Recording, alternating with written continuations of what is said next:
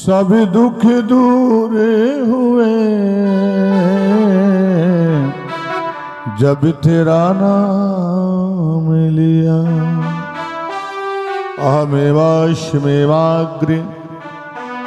नान्यद्य सद सद परम पश्चादहम यदेतच्च शोवशम्यम ऋते अर्थम यद प्रतीयेत चात्मनि तद्बद्धादात्मनो यथा माभाषं यथा महन्ति भूतानि भूतेषु चाववचने स्ववनम। वंदनीय सुखदेव जी महाराज जी कहते हैं, परीक्षित, चाहे भगवान की कथा हो रही हो और या भगवान स्वयं पधारे हो, भगवान कहाँ कहाँ रहते हैं और जहां भगवान पहुंचते हैं वहां देवताओं को पहुंचना पड़ता है, क्योंकि देवताओं को सब कुछ कहां से मिलता है? भगवान से। और यदि हमें सब कुछ चाहिए तो हमें भी भगवान के चरणों में पहुंचना पड़ेगा। अगर हम अपनी ड्यूटी का विधिवत पालन करेंगे तो जरूर है कि वेतन समय पे मिलेगा, बोनस भी मिलेगा, जो कुछ मिलना चाहिए सब मिलेगा।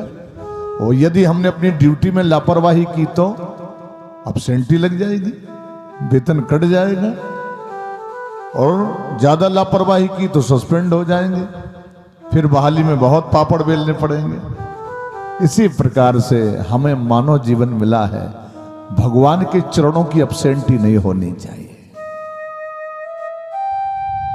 भगवान की पूजा में अब्सेंटी नहीं होनी चाहिए। भगवान के ध्यान में हम जिस जगह हैं, हम धन वाले नहीं हैं, हम ज्यादा कुछ नहीं है, हम जिस जगह हैं जैसे हैं उस जगह उसी भाव से भगवान ये नहीं कहते कि तुम हमको धन ही धन चढ़ाओ ना, वो तो खुद लक्ष्मी के पति हैं, लेकिन वो तो भक्तों का भाव देखते हैं, भक्तों का भाव कैसे। तो भगवान के चरणों में अब्सेंटी नहीं होनी चाहिए, भजन में अब्सेंटी नहीं। जैसे भोजन में अब्सेंटी हो जाएगी तो मुश्किल पड़ता है। आज एकादशी है ना, कौन कौन लोग हैं एकादशी आज? वाह, अब जो लोग एकादशी हैं अब उनको लगता होगा कि कब शाम हो जाए, जल्दी से खीर बने, फिर ये बने, फिर लौकी का हलवा बन जाए, फिर ये, ठीक है। एक दिन की देखिए, वही आटा, वही रोटी, वही सब्जी रोज खाते हैं, नित्य खाते हैं, केवल एक दिन अब्सेंटी लग रही है तो इंद्रियां और मन कितना विचलित है। और जब भगवान के चरणों में जाने की अब्सेंटी लग जाएगी, भजन की अब्सेंटी लग जाएगी, ध्यान की अब्सेंटी लग जाएगी, मंदिर जाने की अब्सेंटी लग जाएगी, चरणामृत पीने की अब्सेंटी लग जाएगी, माता पिता की सेवा की अब्सेंटी लग जाएगी, और संत गुरु विप्रों के चरणों की सेवा की अब्सेंटी लग जाएगी, तो जैसे भोजन ना करने पर शरीर का बल घटता है और ये सब ना करने से जीव का बल घटता है। आत्म बल बढ़ाना है तो ये बल, ये क्रियाएं बंद नहीं होनी चाहिए। आप अच्छी ऊंची नौकरी करो, स्वागत है। आप व्यापार करिए, स्वागत है। आप मजदूरी करिए, स्वागत है। आप अपने शरीर पालन के लिए जो भी कार्य करते हैं, और दोनों काम करना भी चाहिए, हरि का भजन भी करना चाहिए और आत्मबल बढ़ाने के लिए हमें ये रास्ते चलने चाहिए। और जो लोग नहीं चलते, हरि का भजन, संतों ने लिखा, हरि का भजन पेट का धंधा, जो न करे सो मूर्ख अंधा। दोनों काम जरूरी है। हमें किसी के आगे हाथ भी ना फैलाना पड़े ना, क्योंकि बिना भोजन के काम नहीं चलेगा, बिना पानी के काम नहीं चलेगा। ये पांच तत्विक शरीर है ना, पांच भौतिक शरीर है, तो इसमें पांचों तत्वों को पुष्ट करने के लिए पानी भी पीना, भोजन भी करना।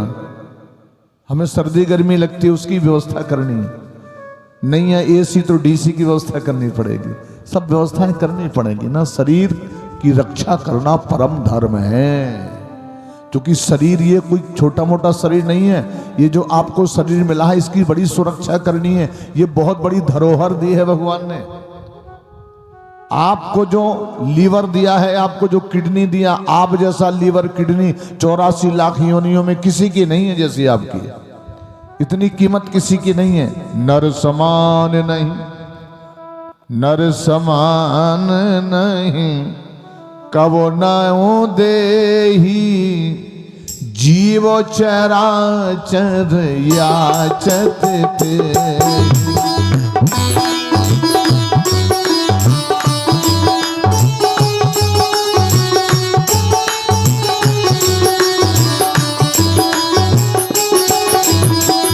नर समान नहीं, कबो नव देही, नर समान नहीं, कबो नव देही, जीव चराचर याचत ते।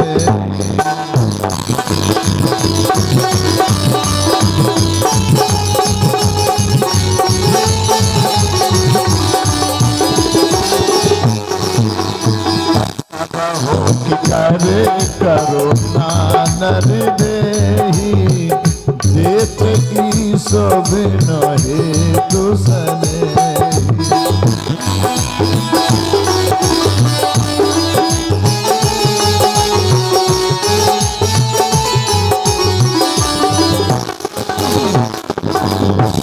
बड़ी कृपा हो गई कि हमें मनुष्य बना दिया, और कितनी बड़ी कृपा हो गई कि हमारा मन कथा में की ओर जा रहा, हमारा धन कथा में खर्च हो रहा। ये धन की तीन गतियां होती हैं, तीन जगह जाता है धन। कहां कहां जाता है? पहले तो ये धन आपका दान में जाए, नंबर 1 है। जो दान में खर्च हो रहा है, ये नंबर 1 की व्यवस्था है। नंबर 2, अपने भोग में खर्च हो रहा है। आप अपने लिए मकान बनवा रहे हो, अपने लिए गाड़ी खरीद रहे हो, अपने लिए अच्छे कपड़े पहन रहे हो, ये नंबर 2। और नंबर 3 क्या है? सर्वनाश। अगर 2 में नहीं किया तो तीसरे में सर्वनाश हो जाएगा। या तो कोई शराब पीने वाला घर में आ जाएगा, या जुआ खेलने वाला आ जाएगा, या सट्टेबाज आ जाएगा, या चरित्रहीन आ जाएगा, या फिर कोई बीमारी देवी आ जाएगी, तो सब गड़बड़ गया। अगर आप दान पुण्य करेंगे तो इसकी जड़ बहुत गहरी है। पुण्य की जड़ पाताल और पाप की जड़ अस्पताल। इसलिए धन की प्रथम गति है। सो धन धन्य प्रथम गति, जाकी धन्य पुण्य रति मति सोई पाकी। पवित्र मति, दान से मति पवित्र होती है, कचरा दूर होता है, काम क्रोध लोभ भागता है। इसलिए दान, तभी तो लिखा संतों ने, इन केन विधि दीने दान करे कल्याण। दान की बहुत बड़ी महत्वता है। हमारे अब यहाँ पूजनीय श्री सुखदेव जी महाराज जी से परीक्षित ने पूछा, नंदा किम करोद ब्रह्मन्ना। महाराज ये तो बताओ, ये तो बड़ी गजब गजब की लीला है भगवान की। अरे कल मथुरा की जेल में भगवान का जन्म हुआ, वो बेचारी देव की 1 ही घंटा नहीं लाड़ दुलार कर पाई। आकाशवाणी हो गई कि इस बच्चे को तुरंत गोकुल ले जाओ। तो महाराज ये तो बता दीजिए, बेचारी देव की कैसी सुंदर मैया, सारे दुख सहे, 6 बेटे मार दिए गए हों जिसके। और बताओ, जब भगवान आए तो थोड़ी देर के लिए आए भगवान, और सीधा आकाशवाणी में बोले सीधे ले जाओ गोकुल। तो वसुदेव जी बेचारे अब डरते हुए चले आ रहे। वसुदेव जी आए तो नंद ने ऐसा कौन सा दान किया, ये बताओ। देवकी का दूध भगवान ने क्यों नहीं पिया? आखिर देवकी में और यशोदा के दूध में क्या अंतर है? अरे माँ तो माँ है ना, क्या अंतर है? सुखदेव जी मुस्कुराने लग गए। तुमने बहुत अच्छा पूछा। द्रोणो धरा भार्याश, ये जो नंद यशोदा है ना, परिच्छेद, ये इस जन्म का बैलेंस नहीं है। भगवान इस जन्म में नहीं आए, ये पुराने जन्म में इन्होंने दान किया था। किसने? यशोदा ने और नंद ने। ये पूर्व जन्म में द्रोण और धरा नाम के दोनों पति पत्नी थे। फिर ब्राह्मण तुम वाचा, तो क्या दान करने से भगवान आए हैं क्या? तो कितना अच्छा भाव। श्री सुखदेव जी कहते हैं ब्राह्मण तुम वाचा आदेशानुपारते, एक ब्राह्मण के आदेश का भगवान ने पालन किया। अरे परीक्षित जिनका तो ब्रह्म भी ब्राह्मण के आदेश का पालन करे, और इस ब्राह्मण ने आशीर्वाद दिया था।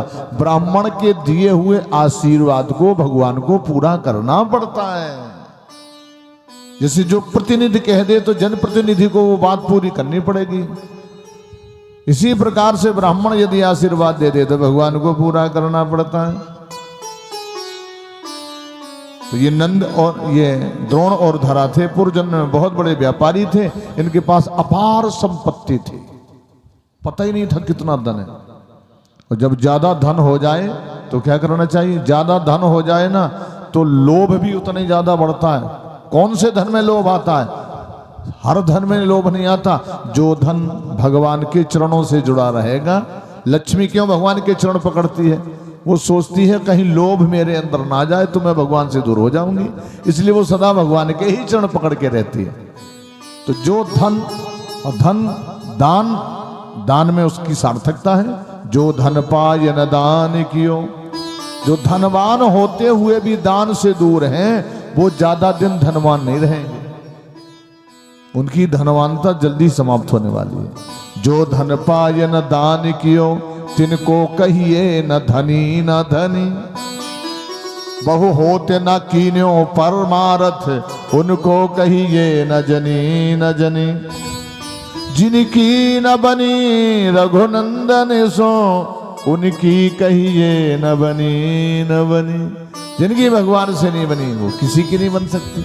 जिनकी कथा से ना बनी हो, जिनकी मंदिर में ना बनी हो, जिनकी मताई बाप से ना बनी हो, जिनकी संतों से ना बनी हो, जिनकी ब्राह्मणों से ना बनी हो, अपने बड़े बूढ़ों से ना बनी हो, अब विचार करो क्या उसकी बन सकती है क्या? जब उसकी कहीं नहीं बन रही है तो कहां बनेगी? बिगड़ जाएगी सब। वो तो बिगाड़ में लगा हुआ। तो द्रोण और धरा ने देखा कि 3 वर्ष से पानी नहीं बरसा। पति पत्नी ने विचार किया कि एक काम करो, ये इतनी संपत्ति क्या करेंगे? हमारे ना बेटा है ना बेटी कोई नहीं है, ये संपत्ति दान कर दो। जिनको आवश्यकता हो वो ले जाए, ले जाओ। घोषणा करा दी द्रोण धरा ने। और जो दीन दुखी थे बेचारे, जिन्हें आवश्यकता थी, सब आ रहे नंबर लगा। जो दुखी थे बेचारे, उनके पास कुछ नहीं था। जो दुखी लोग होते हैं, दीन लोग होते हैं, उनको उनका दिल नहीं दुखाना चाहिए। उनका दिल हंसाओ, उन्हें प्रसन्न करो। दुखिया को दुख मत दीजिए। दुखिया का मुखिया कौन है? दुखिया का संसार वाला कोई मुखिया नहीं है, उसका मुखिया तो वो है। तभी तो संतों ने लिखा, दुखिया को ना दुख दीजिए, नहीं दुखिया देगा रोए। और दुखिया का मुखिया सुने, तो जड़ से देगा खोए। अगर दुखिया का मुखिया सुन लिया तो फिर तेरी कहीं खैर नहीं है, सर्वनाश हो जाएगा। जो भजन करने वाला उसका दिल कभी मत दुखाना, जो कथा कहने वाला उसका दिल मत दुखाना, और जो भगवान की कथा सुनने वाला उसका दिल मत दुखाओ। जो मंदिर जाने वाला है, जो पूजा करने वाला है, उनका प्रोत्साहन करिए, गड़बड़ मत करो, क्योंकि ये भगवान के हैं। सब कुछ दान कर दिया, अब तो घर में कुछ नहीं बचा, कुछ नहीं बचा। कौन सा धन, कौन से धन का फल तुम्हारे साथ चलेगा? जानते हो, एक राजा था, और राजा का मंत्री राजा से चतुर था। राजा का मंत्री राजा से ज्यादा बुद्धिमान था। तो राजा उस मंत्री के ही भरोसे पूरा राज्य चलाता था। एक दिन राजा का साला आ गया, और राजा का साला आया तो रानी ने देखा कि हमारा भैया बेरोजगार है और ये मंत्री है ना, ये बड़ा चतुर है, अपने पति से कहा इसको हटाओ, मेरे भाई को इस जगह रख लो, मेरे भाई को मंत्री बना लो, इसको हटा दीजिए। तो राजा ने कहा पागल तो नहीं हो गई, इसी के दम पे तो पूरा सब कुछ चल रहा है, अगर ये चला जाएगा तो हमें तो कुछ आता ही पता नहीं है। बोले नहीं, अब रानी की हट, रानी ने कहा नहीं मेरे भाई को ही मंत्री बनाओ। उसने कहा पगली नहीं कर सकता। बोले नहीं करना पड़ेगा, ये इतना अच्छा है, आप मेरे भाई से, आपका साला है और साला बेचारा मारा मारा फिरे, ये तो नहीं हो सकता। जीजा भले ही मारा मारा फिरे लेकिन साला तो ठीक ठाक रहना चाहिए। फिर राजा ने कहा हम परीक्षा करते हैं, देख दोनों की परीक्षा करते हैं, अगर तुम्हारा भाई परीक्षा में पास हो जाएगा तो मंत्री बना लेंगे, इसको हटा देंगे। राजा ने अपनी पत्नी से पूछा आप पहले किसकी परीक्षा लें, इस मंत्री की परीक्षा लें कि अपने साले की परीक्षा लें? तो रानी ने कहा कि मेरे भाई की परीक्षा पहले ले लो। 3 रुपए दिए, राजा ने बुलाया, भैया साले साहब इधर आओ, ये 3 रुपए और ये 3 रुपए ले जाओ, 3 रुपए में 3 काम करके वापस आओ। जीजा जी कौन कौन से काम करना? 1 रुपए में वो काम करो कि मैं संतुष्ट हो जाऊं, 1 रुपए में प्रेजेंट का, वर्तमान का सुख मुझे मिल जाए तुरंत, ठीक है। 1 रुपए, अब बचे 2 रुपए, 1 रुपए में वहां का सुख मिले, मरने के बाद, मरने के बाद सुख मिले, और बचा 1 रुपए, और 1 रुपए में वो काम करना है ना यहां का रहे ना वहां का, ना अब का ना जब का। अब ये 3 रुपए लेके गया, दिन भर घूम रहा, क्या करूं, 1 रुपए में राजा को कैसे संतुष्टि मिलेगी, क्या ऐसा खरीद के ले जाऊं, एक सोने की चांदी की अंगूठी मणि की ले जाऊं तो 1 रुपए में थोड़ी आएगी। उसने खूब दिमाग लगाया, दिमाग काम नहीं किया। शाम को वापस आया और उसने तुरंत ही, राजा ने पूछा क्यों साले साहब लाए? बोले महाराज ये 3 के 3 पैसा पकड़ो, हमारा तो दिमाग ही नहीं काम किया। अब उस मंत्री को ले, इधर आओ, इधर आओ भाई मंत्री जी। बोलता महाराज जी 3 काम करना 3 रुपए में, कौन कौन से आदेश करो? 1 रुपए में तुरंत प्रेजेंट वाला सुख मिल जाए, आनंद की अनुभूति हो जाए, बहुत अच्छा लगे, और 1 रुपए में ऊपर वाला सुख मिले, और 1 रुपए में ना ऊपर का मिले ना नीचे का मिले, साहब ना अब का ना जब का, हमारा जी हो जाएगा। वो मंत्री 3 रुपए लेके आया, एक जगह जैसी सुल्लेरी जी के यहाँ भागवत जी की कथा चल रही है, वहां भी कथा चल रही थी। वो मंत्री गया, उसने प्रणाम किया, भागवत जी को 1 रुपए चढ़ा दिया, लो महाराज भगवान के चरणों में। आगे बढ़ा तो एक सुंदर मिठाई की दुकान थी, उससे पूछा क्या भाई ये 4 सुंदर सुंदर काला जाम कितने के? काय के? बोले शुद्ध गाय के घी के हैं, तो 4 पैक कर दे। एक लिफाफे में उसने 4 काला जाम पैक कराए, जेब में डाले, आगे बढ़ा तो कुछ नर्तकियां वेश्याएं नाच रही थी, 1 रुपए उसने उस वेश्याओं को दे दिया, लो ले जाओ। शाम को वापस आया, राजा ने पूछा क्यों मंत्री जी हो गया काम? बोले हाँ महाराज जी हो गया। तो अब का सुख दो। तो तुरंत 4 काला जाम निकाले, बोले लो ठंडा सा 1 गिलास पानी, और जहां से गाय की घी के सुंदर 4 काला जाम राजा ने खाए, 1 गिलास पानी भी, अरे भाई मंत्री आनंद आ गया, बड़ा सुंदर। आइए विश्वकर्मा जी विराजे भाई, एक तो हो गया ये तुरंत वाला सुख, आइए जय जय श्री राम। और एक उधर का, बोले भाई एक वहां का, बोले महाराज उसकी व्यवस्था कर दी मैंने। एक जगह कथा चल रही थी तो 1 रुपए भागवत जी के चरणों में दे के आया, ये बुकिंग हो गई, वहां पक्का हो गया, वो लग गया ठिकाना। और एक ना यहाँ का ना वहां का, बोले नर्तकियां वेश्याएं नाच रही थी, वो ना यहाँ मिलेगा ना कहीं नहीं मिलेगा। ये भाव से तो हमारे श्री सुखदेव जी महाराज जी कहते हैं कि इन्होंने द्रोण और धरा ने सब कुछ दान कर दिया, कुछ ही नहीं बचा। वो जब कुछ नहीं बचा तो ये जंगल में लकड़ी लेकर के लकड़ी बेच करके और अपना जीवन यापन कर रहे हैं।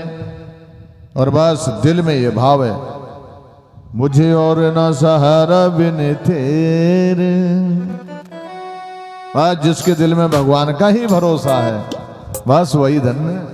संसार के भरोसा काम में नहीं आएगा, भगवान का ही भरोसा काम में आने वाला है।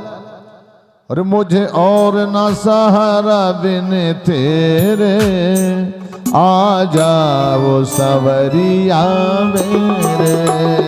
मुझे और ना सहारा बिन तेरे, आ जाओ सवरिया मेरे।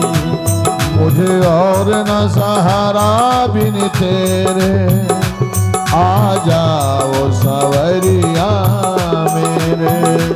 मुझे और न सहारा बिन तेरे, आ जाओ सवरिया मेरे।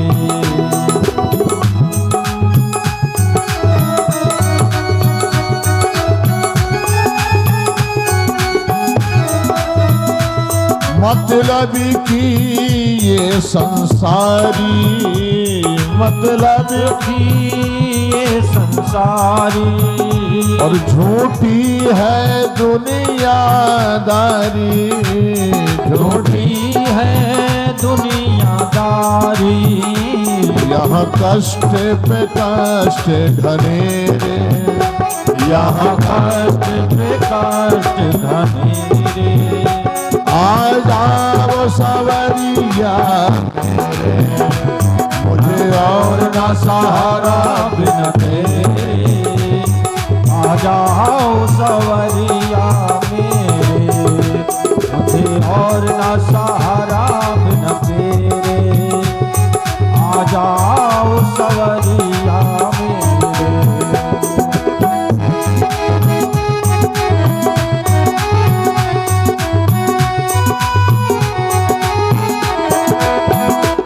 जिन जिन को अपना माना, जिन जिन को अपना माना, बस वो ही हुआ बेगाना, बस वो ही हुआ बेगाना। यहाँ सब स्वार्थ के बने रे, आ जाओ सवरिया भारत की बनी, आ जाओ सवरिया मेरे। न सहारा बिना तेरे, आ जाओ सवरिया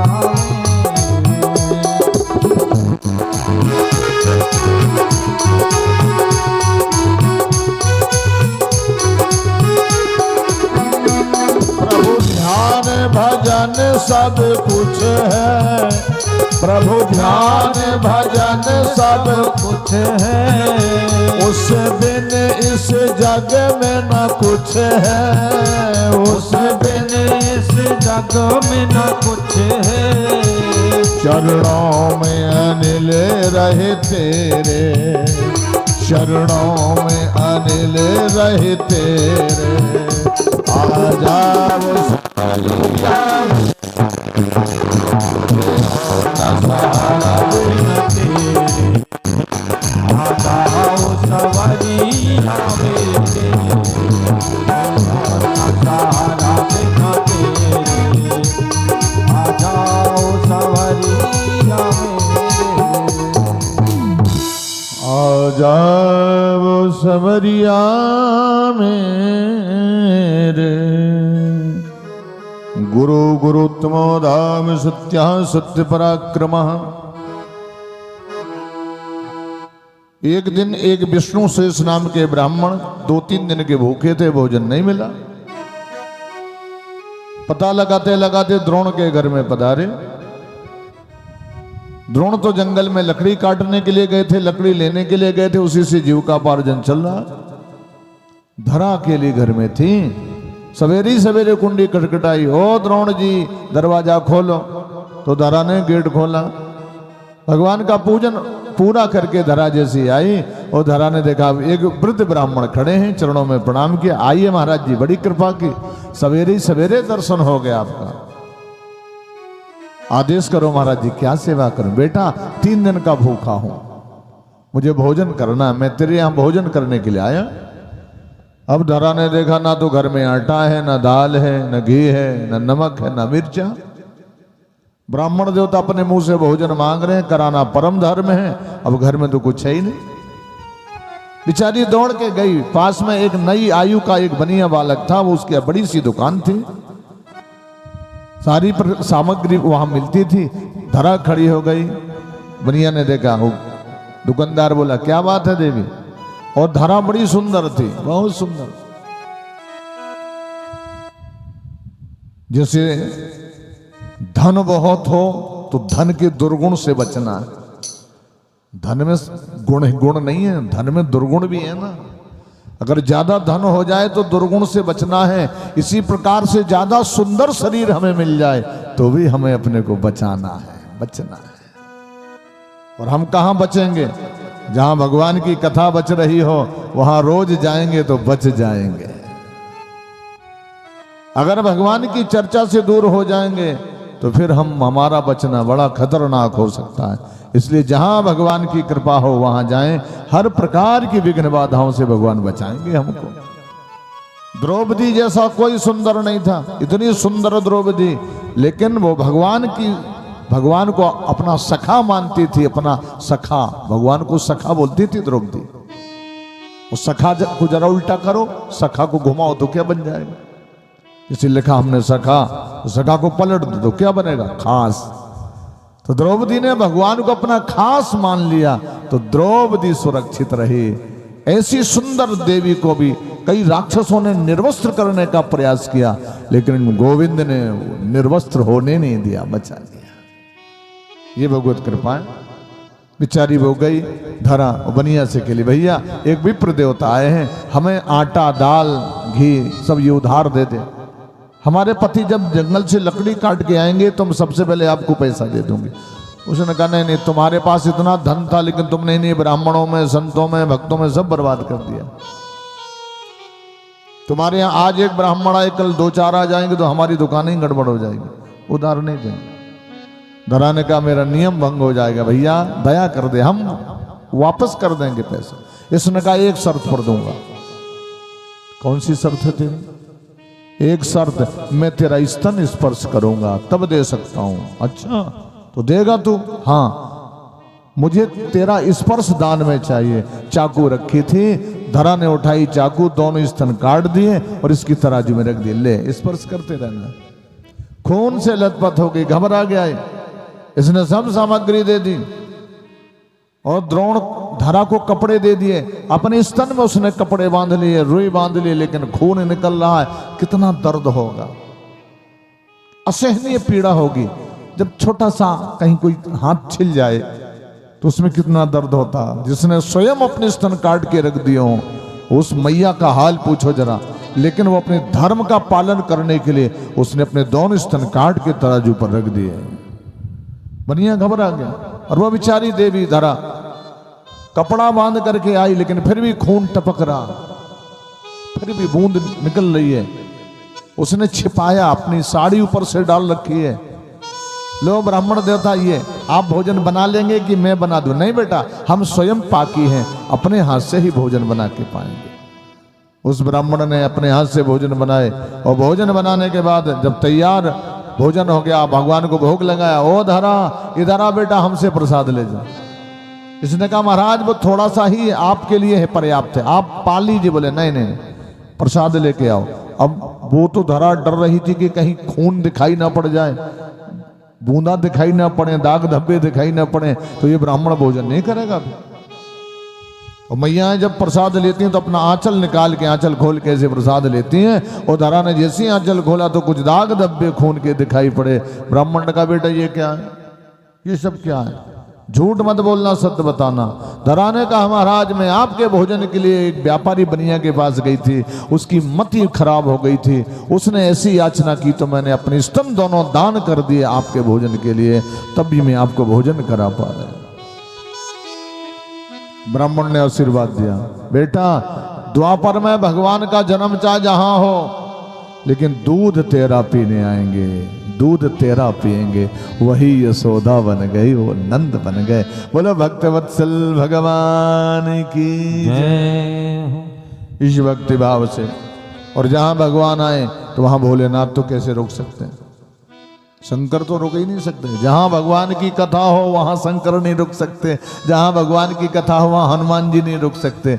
अब हम आप लोग देख पाए ना देख पाए, जिनके घर में 12 महीने रामायण की कथा हो, हनुमान जी 9 चक्कर लगाते हैं उस घर के। तुलसी के भवन की नौग्रे चौकी दे, 9 चक्कर लगा के सुरक्षित करते हैं उस घर को, हर विघ्न बाधा से बचाते हैं। बड़ी से बड़ी विपत्ति हनुमान जी के सारे से दूर हो जाती है। तभी तो हम रोज बोलते हैं कि 5 दोहे रामायण के घर में जरूर पढ़िए। अगर बेटा बेटी को, पति को, देवर को, परिवार वालों को विपत्ति से बचाना है, बड़ी बड़ी बीमारियों से बचाना है, कलयुगी विघ्न बाधाओं से बचाना है, राक्षसों से बचाना है, दुष्टों से बचाना है, तो समझ लीजिए रामायण के 5 दोहे प्रतिदिन अपने घर में पढ़िए। अकेले नहीं, पूरे बच्चों सहित। बच्चे हमारे जहां भी पढ़ते हो, आधे ही घंटे का टाइम लगेगा, आधा घंटा 15 मिनट में भगवान के 5 दोहे हो जाएंगे रामायण के, और 15 मिनट में भगवान हनुमान जी जिसमें प्रसन्न होते हैं उनका नाम सीताराम सीताराम 15 मिनट करेंगे, आनंद है घर में। एक जगह कथा चल रही थी, रामायण की कथा एक ही घर में चल रही थी, तो अब प्रसंग चल रहा था सुंदरकांड का। सुंदरकांड में जो कथा पढ़ने वाले थे ब्राह्मण देवता, अब वो कह रहे थे कि हनुमान जी जब अशोक वाटिका में पहुंचे तो हनुमान जी ने सीता जी की विचित्र दशा देखी, तो हनुमान जी को बड़ा क्रोध आया। उस समय अशोक वाटिका में जितने फूल थे सब सफेद थे, सब सफेद।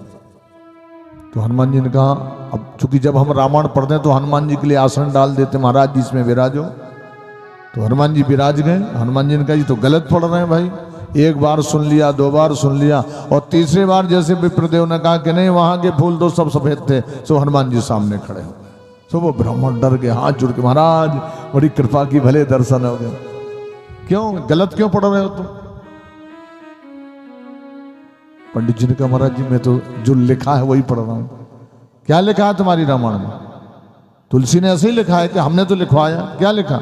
महाराज जी उसमें लिखा है कि जब आप अशोक वाटिका गए थे तो वहां के जितने फूल थे सब सफेद थे। देख लो महाराज जी, लिखा है ना। हनुमान जी का पेन लाओ, अंदर से काटो इसको। सफेद नहीं थे, सब फूल लाल थे, जितने थे सब लाल ही लाल थे। अब राम जी ने सोचा अब तो गड़बड़ है, तुलसी के माथे में हमने अपने हाथ से चंदन लगाया, अगर और तुलसी का, जिनके माथे में स्वयं भगवान चंदन लगा दे उनका दिमाग खराब हो ही नहीं सकता, न भटक सकता है। और ये हनुमान जी अड़े हैं कि नहीं, काटो इसको, लिखो कि फूल लाल थे। तो राम जी प्रकट हो गए। राम जी जैसे प्रकट हुए तो हनुमान जी ने श्री राम जी को प्रणाम किया, प्रभु आप बड़ी कृपा की, क्या हो रहा है? महाराज जी पंडित जी गलत पढ़ रहे हैं। ये कह रहे हैं कि जब मैं अशोक वाटिका में गया था, सीता मैया को देखा मैंने, तो वहां के जितने फूल थे सब सफेद थे। और महाराज जी ये गलत है, वहां के सब फूल लाल थे। राम जी ने कहा नहीं, फूल तो सफेद ही थे। अब हनुमान जी चुप हो गए कि भगवान भी सपोर्ट कर रहे हैं। महाराज जी सब फूल सफेद थे। हाँ, तो मुझे लाल क्यों दिखाई पड़ते थे? हनुमान जी ने कहा। राम जी ने कहा तुझे इसलिए लाल दिखाई पड़ते थे क्योंकि तू सीता का लाल बन गया था, सीता का लाल बन करके गया था, और सीता की दुर्दशा इतनी भयंकर रावण कर रहा था, अपशब्दों का प्रयोग कर रहा था, राक्षसियां परेशान कर रही थी, इस कारण क्रोध से तेरी आंखें लाल लाल हो गई, तो तुझे सफेद फूल भी लाल दिखाई पड़ रहा है, सफेद भी लाल। तो जहां भगवान की कथा हो वहां तो देवता पधारे, और जहां भगवान पहुंच जाए वहां भोलेनाथ कैसे रुकेंगे? महादेव पहुंचे। ओ बड़ भागनी यशोदा, एक मैया दौड़ी, क्या है बाबा? हमें तेरे लल्ला के दर्शन करना। लाला के चोखो सो संत आयो, कैसो लंबो सो त्रिशूल धारण किए, गोल मटोल सी डमरू लटकी है, बड़े बड़े जटा जूट धारण किए, गले में सांपन की माला लपेटे। 74 वर्ष में तो भगवान शंकर की कृपा हो गई कि सुंदर सो लल्ला भयो नंदराय जी को, और तू कह रहा कि मुझे दर्शन करना है। अब वो शंकर सामने खड़े हो, पहचान नहीं पा रही मैया कि ये तो शंकर ही खड़े, भोले ही खड़े। अपने यहाँ भी यदि भगवान स्वयं धनुष बाण लेके आ जाए तो अपन लोग डायरेक्ट नहीं पहचान पाएंगे, कहेंगे कोई अच्छा भाई ये रामलीला में काम करने वाला आ गया, या ये कोई अच्छा सुंदर बहरू देव के राम ही जैसा लग रहा है वो राम, लेकिन हम कहेंगे राम जैसा लग रहा है। क्यों? क्योंकि हमारी आंखें भी उतनी साफ नहीं है कि एक नजर पड़ते ही भगवान को हम पहचान जावे। तो ये मैया नहीं पहचानी तो यशोदा से कहा एक संत आया है तेरे लल्ला का दर्शन करना चाहता है। मैया ने कहा तो करा दो दर्शन। एक बूढ़ी सी मैया खड़ी थी, बोली तो कुछ शर्म नहीं आई रही यशोदा? अभी ना शोर उठी, ना कोरे पुजे, ना चरुआ रखा, कुछ हुआ नहीं। अभी तो बाहर नहीं जाया जाता ना, तुमको तो यहीं रहना पड़ेगा। भोलेनाथ ने फिर कहा ओ बड़ भागनी यशोदा, क्या मैं बिना दर्शन के चला जाऊं? यशोदा बोली नहीं नहीं नहीं मैया उन्हें प्रसन्न करो। तो एक मैया गई सोने के थाल में हीरा मोती मणि सजा के ले गई, ले बाबा ये थाल ले ले, लल्ला का दर्शन 2-4 दिन में हो जाएगा। जब शोर उठ जाएंगी तब दर्शन होगा, अभी शोर मत कर, चूंकि शोर नहीं उठी और तू द्वारे में खड़ा खड़ा बहुत शोर कर रहा, और हल्का फुल्का शोर नहीं, जोर जोर से शोर कर रहा। इसलिए तेरा ना जोर काम करेगा ना तेरा शोर काम करेगा। जब शोर उड़ जाएगी, पहली शोर है वो उड़ जाए, फिर दूसरी उड़ जाए, फिर आना तू दर्शन ले, ये ले ले। कभी नहीं देखे होंगे बाबा जी। बोले ने पूछा क्या है इसमें? हीरा मोती सोना चांदी। शंकर ने कहा ये हमने कब मांगा भाई?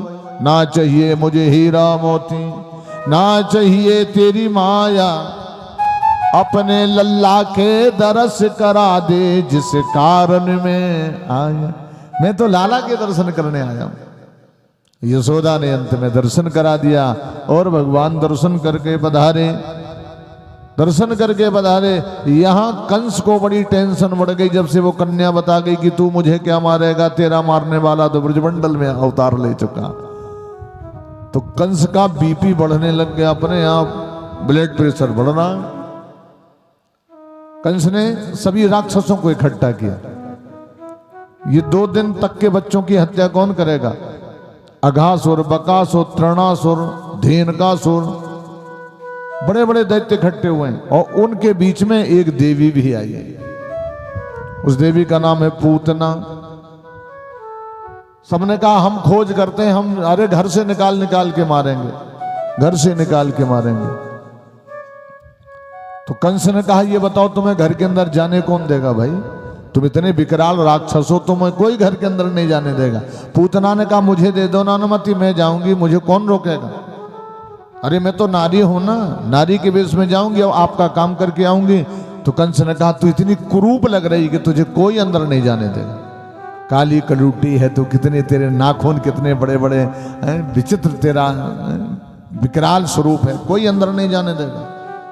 पूतना ने कहा मैं सुंदर, अब ये सुंदर बन जाऊंगी ना। कंस ने कहा कैसे सुंदर बनोगी? अरे महाराज सुंदर बनाने वाले बहुत से साधन है, जैसे आज है ना सुंदर बनाने वाले साधन। आप कितने भी काले कलूटे हो वहां पहुंच जाओ, कौन सी दुकान है सुंदर बनाने वाली, क्या बोलते हैं उसको? अच्छा ब्यूटी पार्लर। तो वहां पहुंच जाओ, फिर वो इतनी घिसाई करते हैं, इतनी घिसाई, इस गाल की घिसाई करेंगे जब तक गाल लाल ना हो जाए, तब तक घिसाई पोंछा लीपा पोती करते रहेंगे। ये माथा भी लीपा पोती साफ कर देंगे, पता नहीं कितना पोंछा लगाएंगे। और फिर ऐसा स्वरूप बना देंगे कि अंधेरे में निकल पड़ो तो कोई देख के डर जाए। सीताराम जी गजब बेस बना देंगे। एक एक बाल उखाड़ेंगे, कहाँ के? आंखों के ऊपर जो एक एक। अब घर में सास एक उखाड़ दे तो महाभारत हो जाए, वहां बाल भी उखड़ेंगे और पैसा भी लगेंगे। बोले भक्त वत्सल भगवान की जय हो। हम सुंदर स्वरूप बनाएंगे महाराज, चिंता मत करो आप। गजब की सुंदरता। और ये माया कृत अपने आसुरी माया से सुंदर वेश बना लिया और ये इधर उधर जाती गई। नंदराय जी के दरबार में सुंदर जन्मोत्सव चल रहा, वहीं पर खड़ी हो गई यशोदा के सामने हाथ जोड़ के। अब बनावटी है ना, सब कोई तो 5 पेंडल का मंगलसूत्र पहने, ये 21 का लटका है, 21 पेंडल वाला। 7 तोला की सुंदर चेन लटक रही है, सोने के कंगन धारण किए, सब मायाकृत है। अच्छा माताओं का तो स्वभाव होता है, अगर हम अच्छा सा कुछ पहने हैं तो वो अंदर नहीं रहेगा, उसको निकाल निकाल के बाहर लटकाएंगे ताकि बगल वाला भी देखे कि हम अपने पति को परेशान करेंगे, हमारे लिए भी बनवाओ वैसे, ऐसी बनवाई। तो ये पूतना ये सब अपना ये जो कुछ था मायाकृत वो पहुंच गई पूतना। और यशोदा के आगे हाथ जोड़ करके झूठी रोने लग गई, झूठी। यशोदा ने पूछा, बहन क्यों रो रही हो? ओ यशोदा, तेरा भाग, तेरे पति का भाग कितना गजब। तेरे पति की 74 साल की उम्र में भी भगवान ने कृपा कर दी, और हमारी तो अभी इतनी उम्र नहीं है, लेकिन हमें एक भी बेटा बेटी नहीं हुआ। तो यशोदा ने कहा, ये मेरा लाला तेरा ही तो है, तेरा लाला। और यशोदा ने देखा, मैंने कह तो दिया किसका लाला, कहीं ये ना कह दे कि लाला मुझे दे दे थोड़ी देर के लिए। और इसने यशोदा की गोदी में लल्ला को देखा, तो चूंकि इसके स्तनों में हलाहल जहर लगा है ना, वो जहर कैसे पिलाए गोविंद को? जब तक इसकी गोदी में ठाकुर नहीं आएगा तब तक कैसे दूध पिलाए? यशोदा ने इशारे में सभी देवियों से पूछा, ये कौन है, गोकुल की है कि नहीं? सबने इशारा किया, ये गोकुल की नहीं है। यशोदा ने कहा, रिश्तेदारनी तो नहीं है कोई? सबने कहा, हमें पता नहीं ना, हमारी कोई रिश्तेदारनी है। रोने लग गई। फिर यशोदा ने कहा, ले पकड़, इसको दे दिया, बगल में बैठ गई। अब ये अपना स्तनपान कैसे करावे? भगवान ने विचार किया, ये हमारी मौसी बन करके आई है, अगर इसकी इच्छा पूरी नहीं हुई तो फिर मेरे दर्शन का और मेरे स्पर्श का मतलब ही क्या निकला? इसकी कामना पूरी होनी चाहिए। और जब तक ये देवियां इसी की तरफ देख रही हैं, मैया यशोदा भी देख रही हैं, तो ये इसका स्तन में कैसे पान करूं? भगवान के साथ दो प्रकार की शक्ति सदा रहती, ऐश्वर्य शक्ति और माधुर्य शक्ति। भगवान ने माधुर्य शक्ति को इशारा किया, माधुर्य शक्ति ने सबको मोहित कर दिया, और इस पूतना ने अपना स्तन निकाला, भगवान को पिलाना शुरू किया। लेकिन भगवान नहीं पी रहे। क्यों? भगवान पहले भोग लगा रहे हैं, बाद में पिएंगे। बिना भोग के नहीं भगवान पीते। किसको भोग लगा रहे हैं भाई? भगवान किसको भोग लगा रहे हैं मेरे बिहारी जी? क्योंकि जो आगे वाला मटेरियल है उसका पीने वाला देवता अलग है, सबको नहीं पचा सकता ये भोग जो भोग लगा है स्तन में। हलाहल जहर, हलाहल जहर कौन देवता पीता है? भोलेनाथ। और भोग लगाने से उसका स्वाद अलग बन जाता, पवित्रता भोग लगाने का। अब लोग कहते हैं भाई भगवान तो खाते नहीं, हमने तो 7 पुआ लेके गए थे, वो 7 के साथ वापस आ गए। 15 लड्डू ले गए थे, सब 15 के 15 वापस आ गए, तो भगवान ने कहाँ खाया? अरे तुम्हें दिखाई नहीं पड़ा, भगवान ने पहले ही ले लिया जो लेना चाहिए। जैसे कमल का पुष्प होता ना, कमल के पुष्प का सार क्या है? पराग। पराग कौन लेता है? भौरा। भौरा बैठा, उसने पराग लिया, भौरा उड़ गया, और उसके जितनी संख्या मात्रा वो ज्यों की त्यों, जितनी पंखुड़ियां हैं, जितना डंठल है, जो सब ज्यों का त्यों, लेकिन उससे सार चला गया। जैसे शहद बनाने वाली मक्खी फूल के ऊपर बैठी, वो बैठी, उसने उसका रस तत्व निकाल लिया, और बाकी फूल का जितना जो कुछ है सब ज्यों का त्यों। ऐसे जब हम भगवान को भोग लगाते हैं तो हमें भगवान दिखाई नहीं पड़ते, लेकिन वो जो हमें मिलना चाहिए वो हमें दे जाते हैं, और जो उन्हें लेना चाहिए वो ले जाते हैं। अनुभव किया होगा, 2 डिब्बे मिठाई के ले लेना उसी दुकान से, 1 डिब्बा घर में रख लेना, और 1 डिब्बा बिहारी जी के मंदिर में जाओ, चाहे राम जी के मंदिर में जाओ, चाहे शिव जी के, चाहे हनुमान जी के मंदिर में जाओ, और 1 डिब्बे में भगवान को भोग लगवा के ले आओ। फिर दोनों उस डिब्बे की मिठाई और उस डिब्बे की मिठाई खा के देखो, तो जिस डिब्बे में भगवान को भोग लगा है उसका स्वाद अलग होगा, और जो घर में रखा है उसका स्वाद अलग होगा। ये प्रसाद का भाव है। बोलिए भक्तवत्सल भगवान की जय। अच्युतम केशवम राम नारायणम कृष्ण दामोदरम कृष्ण दामोदरम अच्युतम केशवम दामोदरम दामोदरम कृष्ण दामोदरम अच्युतम। थोड़ा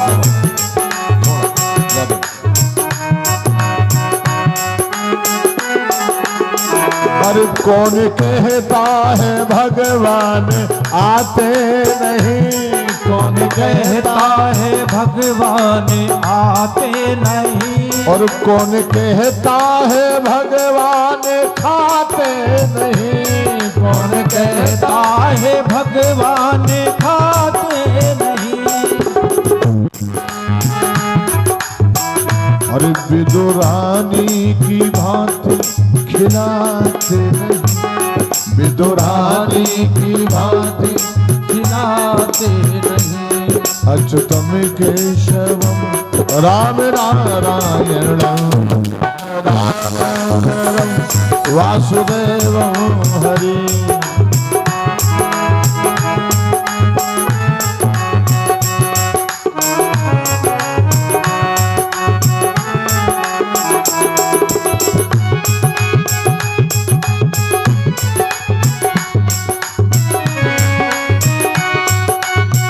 वासुदेव हरि। कभी भी भोजन करो भगवान को भोग लगाइए, जैसा भी करो, रूखा सूखा खाए के ठंडा पानी, देख पराई चोपड़ी मत ललचाओ, जो कुछ आपके पास भगवान को भेंट करके तेरा तुझको अर्पण, इसमें हमारी कोई गलती नहीं है।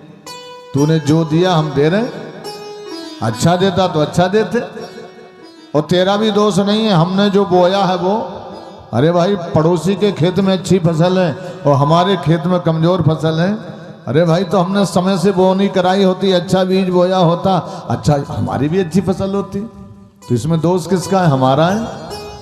भगवान को कभी दोष मत दीजिए। अगर आप रोज मंदिर जा रहे हो, रोज घर में पूजा करते हो, नित्य कथा सुनते हो, रोज ध्यान करते हो, और फिर भी हमें लाभ नहीं मिल रहा, तो इसमें भगवान का दोष नहीं है, इसमें कथा का दोष नहीं है, इसमें पूजा का दोष नहीं है। कहीं ना कहीं हमसे कोई कमी हो रही। अब जैसे ये माइक बज रहा है, अगर ठीक ना बजेगा तो ऑपरेटर की कहीं ना कहीं कमी है, सेटिंग में कमी है, कहीं ना कहीं कोई ज्यादा कोई कम है ना। जैसे लाइट का बोर्ड लगा है, पंखा चलाना, और आप प्लग भी लगा रहे हो, सब कर रहे हो, लेकिन वो नहीं चल रहा, तो कहीं ना कहीं बोर्ड में कमी है, ईयर डोरी में कमी है, उस पंखे में कमी नहीं है। इस प्रकार से यदि पूजा करने के बाद भी हमें कुछ नहीं मिल रहा, मंदिर जाने के बाद भी यदि हम परेशान हैं, तो कहीं ना कहीं अभी हमारी कमी है, हम अभी उस वहां तक नहीं पहुंच पाए। बोले भक्त वत्सल भगवान, भगवान को दोष मत लगाइए। और पूतना का भगवान ने ऐसा दूध पिया। ये पूतना कौन है? ये पूतना राजा बलि की बेटी थी। राजा बलि, क्या नाम था इनका? रतनमाला। भगवान जब गए थे राजा बलि के यहां, तो 52 अंगुल के थे, केवल 52 अंगुल के, बहुत छोटा रूप था, बड़े प्यारे लग रहे थे प्रभु। सुंदर सुंदर से गौर वर्ण था, सुंदर सी चोटी थी, सुंदर से लाल होंठ थे। अब 52 अंगुल के कितने छोटे होते। अच्छा सा चंदन लगा था रामानंदी, यज्ञोपवीत पड़ा था, छोटी छोटी खड़ाऊ पहने थे भगवान। सबने, जब राजा बलि मोहित हो गया, विंध्यावली मोहित हो गई, तो ये रतनमाला जो राजा बलि की बेटी थी, ये बड़ी प्रसन्न हो। इसके दिल में एक कामना आई, इतना प्यारा सा लल्ला है, लगता है इसको स्तनपान कराओ, मेरा बेटा मेरे बेटे की तरह मैं अपना स्तनपान कराऊं। भगवान मुस्कुराए, हम पिएंगे तेरा स्तन। और जब भगवान ने नाप तोल शुरू की, अरे बोले हैं ये देखने में बड़ा छोटा था, लेकिन काम बड़ा खोटा कर रहा, इसको स्तनपान तो कराऊंगी, लेकिन हलाहल मिला के, जहर मिला के। तो भगवान ठहरे अंतर्यामी, भगवान ने कहा ये भी हो जाएगा, तुम हलाहल भी मिला के लाना, वो भी पिएंगे, हमने तुम्हें दोनों वर दे दिए। भगवान ने ऐसा दूध पिया कि पूतना के प्राण ही पी गए।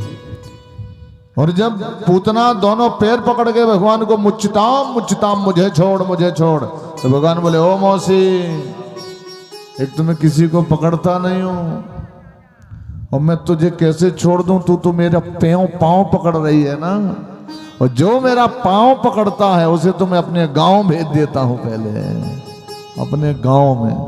और भगवान ने ऐसा दूध पिया कि प्राण पी लिए, और वो गति मिली पूतना को जो बड़े बड़े ऋषि मुनियों को मिलती है, वो पूतना को गति मिली। अब उनसे अच्छा कृपालु कौन हो सकता है? इतना बड़ा पाप करने वाला, इतना बड़ा अपराध करने वाला, ऐसी दुष्ट पूतना जो भगवान के प्राण लेने गई थी, वो प्राणनाथ ने परम धाम दे दिया। अगर हम ऐसे भगवान को छोड़ के कहीं और चले जाएंगे तो हमसे बड़ा मूर्ख दूसरा कोई नहीं है। बोलिए भक्त वत्सल भगवान की जय। जय हो।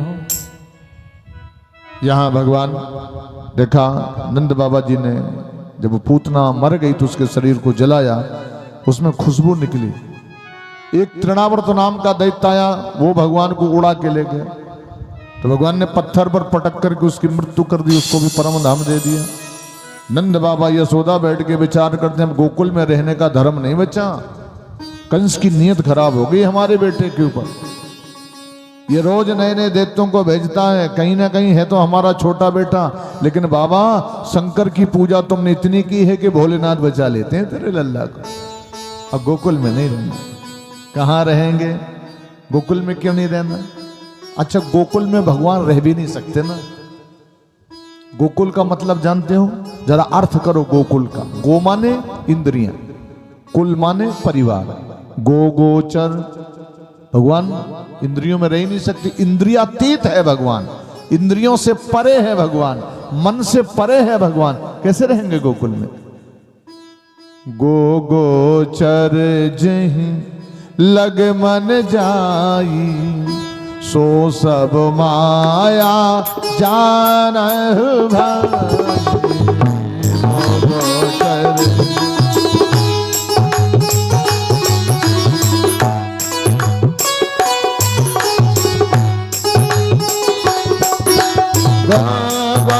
चर जहीं लग बन जाई, वो सब माया जान।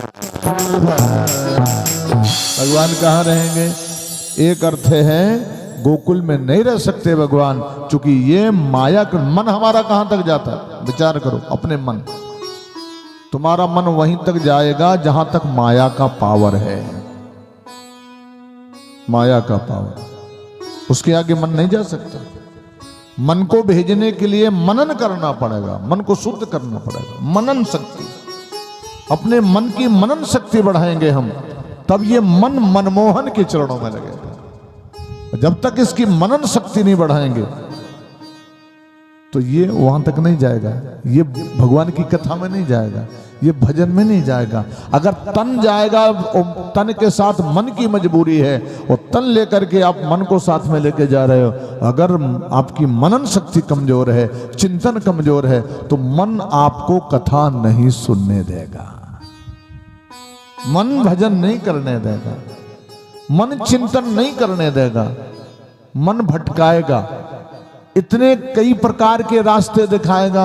अभी देखो वो ना आ जाए, वो ऑफिस से वो ना आ जाए, उनको चाय बनाना पड़ेगी, फिर उनके लिए ये करना पड़ेगा, बेटे ना आ जाए, बेटी ना आ जाए, कई प्रकार के रास्ते दिखाएगा कि यहां से उठ के चले जाओ।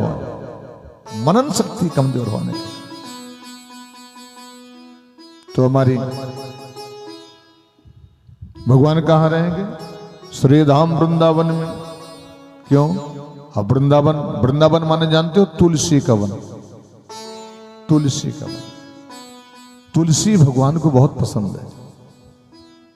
तुलसी ये किसकी घरवाली थी? एक राक्षस की, जलंधर की पत्नी, लेकिन धर्म की बड़ी पक्की थी। आज जो पतियों का विकास वैभव बढ़ रहा है वो हमारी बहनों के कारण हो रहा है, और जिस घर का सर्वनाश हो रहा वो भी बहनों के कारण हो रहा है। अगर देवियां पतिव्रता हैं, धर्म परायण हैं, पति परायण हैं, तो समझ लीजिए उस घर के उत्थान को कोई नहीं रोक सकता, प्रगति के रास्ते पर चलेगा। तो जो ये तुलसी है, इसका पूर्व जन्म में क्या नाम था? वृंदा। और इसका पति नाम क्या था? पति का जलंधर। जलंधर बहुत बलवान था, लेकिन बल किसका था? वृंदा का। जिस मेघनाथ के पास बल किसका था? सुलोचना का। सुलोचना का बल था। इसी प्रकार से आपके पतियों के पास भी जो अप्रत्यक्ष बल है, जो पातिव्रत शक्ति है, वो आपकी। तो भगवान कहाँ रहेंगे? वृंदावन। मीरा ने लिखा वृंदावन के बाद, आज मोहे लागे वृंदावनिनी को, घर घर तुलसी ठाकुर सेवा। हर घर में तुलसी होनी चाहिए। तुलसी कहाँ होना चाहिए? छत के ऊपर कि आंगन में? मैं तुलसी तेरे छत की, कहाँ की होती है तुलसी? आंगन की। तो तुलसी आंगन में, चूंकि इसकी जो कृपा है ना, अगर छत में रखेंगे तो ऊपर ही ऊपर उड़ जाएगी। तो अगर आंगन में रखेंगे, आंगन में पूजेंगे, तो इसकी जो एनर्जी, ऊर्जा है, जिसका पावर है, सब कहीं फैलेगा। हमारे भोजनालय में भी जाएगा, जहां हम शयन करते हैं वहां भी जाएगा, सर्वत्र फैलेगा। जहां अतिथि आते हैं वहां भी जाएगा। मैं तुलसी तेरे आंगन की। तुलसी को आंगन में रोपिए। अब जगह का अभाव है, व्यवस्थाएं थोड़ा इधर उधर तो लोग कर लेते हैं। तो आज मोहे लागे वृंदावननी को, घर घर तुलसी ठाकुर सेवा, मुकुट धर्यो तुलसी को, निर्मल नीर बहे जमुना को, भोजन दूध दही को। भोजन में दूध दही का प्रयोग करिए। डोसा मोसा करो, कोई मना नहीं है। समोसा करो, कोई मना नहीं है। इडली करो, कोई मना नहीं है। अमेरिका करो, कोई मना नहीं है। लेकिन घी और दूध शुद्ध, किसका? और ऐसा घी दूध प्रयोग करो जिसमें कोलेस्ट्रॉल ज्यादा ना हो, आपकी बॉडी में समाहित हो जाए, आपकी बॉडी में अटैक ना आने पावे, आपकी रक्त संचार विधि को मजबूत बनावे। वो कौन सा घी दूध है? वो दो दूध होते हैं जो हमारी बॉडी के अनुकूल है। वो कौन है? और दोनों माता है, दोनों माता। एक माता, अब हमारी जन्म देने वाली माता तो जीवन भर दूध पिला नहीं सकती, उसका तो टाइम रहता है, एक समय है। लेकिन एक माता ऐसी है जो जीवन भर तुम्हारा साथ देगी, और वो माता ब्रह्मा जी ने नहीं बनाई। हमारी माता को तो ब्रह्मा जी ने बनाया, 5 तत्व से बनाया। लेकिन एक ऐसी माता है जो ब्रह्मा ने नहीं बनाई, वो समुद्र से प्रकट हुई है। उसका क्या नाम है? गौ माता, गाय माता। और उस गाय माता की सेवा माता ही समझ के करेंगे। हम लोग पहली रोटी निकाल के गाय को खिलाते हैं ना, गाय माता है ना। अगर उसको माता समझ करके आप सेवा करेंगे तो विधाता को सब कुछ देना पड़ेगा, सब कुछ देना पड़ेगा। एक प्रत्यक्ष घटना है, अभी मैं अमानगंज कथा कहने गया, अमानगंज पन्ना के आगे। तो अमानगंज में एक रमेश चंद्र लखेरा है, अरबपति है आज की तारीख, रमेश चंद्र लखेरा। और हम जहां कथा करने गए थे वो अज्जू चौरसिया था। वहां चौरसिया लोग बहुत हैं, वो बड़े धनवान लोग हैं। तो अज्जू चौरसिया, तो उसने बहुत बड़ा कार्यक्रम कराया था। जैसे ही हम अमानगंज की वो पहाड़ी चढ़ते हैं तो एक दानदाई का स्थान पड़ता है रोड पर, दानदाई का हनुमान जी का मंदिर है, वहां उसने भव्य कार्यक्रम कराया। तो जब हम चलने लग गए तो अज्जू चौरसिया हमसे बोला, गुरुदेव आपको एक दुकान में चलना मेरे साथ। उसने रमेश भैया ने बुलाया कि गुरुदेव को मेरे पास लाओ, दर्शन करो। मैंने कहा क्यों? बोले उसकी बहुत बड़ी दुकान है कपड़े की। उसने कहा कि हम महाराज जी मन के वस्त्र लेंगे। मैंने कहा नहीं नहीं नहीं, जो तेरी मर्जी हो तो अपनी मर्जी से ला भाई। उसने विशेष आग्रह किया तो मैं गया, और मैं उसकी अज्जू की गाड़ी पर गया, और मैंने देखा तो कम से कम 200 गाय खड़ी है लाइन लगा के, 200 गाय उसकी दुकान के सामने। और इतने बड़े बड़े स्टील के डिब्बों में समोसा भरे हैं, ताजे समोसा। 2 डिब्बे में चटनी भरी है, और वो एक गाय को 2 समोसा खट्टी मीठी चटनी लगा के खिला रहा, और वो गाय सिर हिला के खुश होकर के वापस चली जा रही है। सब गाय चलेगी। मैंने कहा गजब का कमाल भैया, ये रमेश जी क्या है? बोले महाराज आज ये जितना भी चमत्कार आपको दिखाई पड़ रहा है रमेश लखेरे का, आज ये सब गौ माता की ही कृपा है। मैं अमानगंज का सबसे निर्धन व्यक्ति था, लेकिन आज की तारीख में अमानगंज में मेरे ऊपर कोई दूसरा है ही नहीं महाराज। ये सब गाय कृपा है। तो जो लोग अपने माता पिता और गौ माता की निरंतर सेवा करेंगे तो भगवान की तो कृपा जरूर होने वाली है। बोले भक्तवत्सल भगवान की। तो भगवान वृंदावन में, अब वृंदावन में, अच्छा भाई वृंदावन में जाना चाहिए, वृंदावन में रहना चाहिए, और तुलसी की सेवा पूजा करनी चाहिए। निर्मल नीर बहे जमुना को, भोजन दूध दही को। ओ मीरा के प्रभु गिरधर नागर, भजन बिना नर फीको। बिना भजन के व्यक्ति फीका है, स्वाद नहीं है उसमें, वो स्वाद नहीं है। जैसे बिना भजन के व्यक्ति फीका है, और जैसे बिना नमक का 56 प्रकार का भोजन भी, आप चाहे जितना सुंदर भोजन बना लेना, महंगे से नमक मत डालो, और नमक नहीं डालोगे तो कोई नहीं भोजन करेगा। साहब अरे भाई नमक नहीं है, सब नमक नमक चिल्लाएंगे, नमक लाओ। इसी प्रकार से चाहे जितना बड़ा धन वाला हो, चाहे जितना पद वाला हो, चाहे जितना सुंदर शरीर वाला हो, चाहे जितने ऊंचे कुल वाला हो, सब कुछ होने के बाद यदि वो भजन नहीं करता भगवान का भगत नहीं है, तो वो ऐसे फीका है जैसे 56 प्रकार का भोजन बिना नमक के देगा। भजनहीन नर सोहई कैसे, लवन बिना बहु व्यंजन जैसे। ऐसे है वो अधूरा व्यक्ति। तो वृंदावन चलो, आज हम सुल्लेरी जी की छत से यहीं से सीधे उड़ान भरेंगे सब लोग। कौन कौन चलेगा वृंदावन? ऊपर हाथ करो जना। अरे वाह, सब लोग तैयार बैठे। तब तो खजुराहो से प्लेन मंगाना पड़ेगा, सीधा यहीं से उड़ान भरते हैं। चलो, लेकिन अपना शरीर यहीं बैठेगा, मन से चलते हैं। 5 मिनट के लिए मन से वृंदावन चलते हैं, बिहारी जी का पावन दर्शन करके फिर वापस ही छत पर आ जाएंगे। हरिओम। और वृंदावन जाने की एक पीड़ा होनी चाहिए, एक दर्द होना चाहिए, एक भाव होना चाहिए। मोहे उठे विरह की पीर सके। सबको उठ रही ना वृंदावन जाने की पीर। ऐसी पीर उठनी चाहिए जब डिलीवरी के समय पीर आती है ना, डिलीवरी के समय तो सब याद आता है, ऐसे भगवान याद आता है। अरे मुझे उठे विरह की पीर वृंदावन उठे विरह की।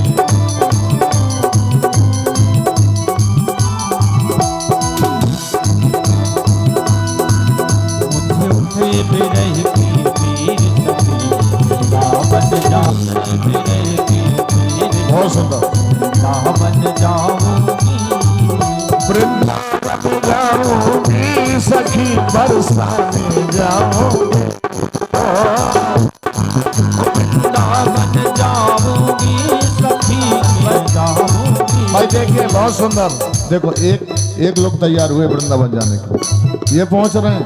हम विश्वकर्मा जी से निवेदन करेंगे आप भी चलें, तिवारी जी भी चलें, सब लोग चलेंगे ना। और जो पीछे बैठे हैं जाल पे, वो भी कमाल के भाव में बैठे, सबको चलना है। मुझे वो विरह की पीर सखी, बहुत सुंदर याद है।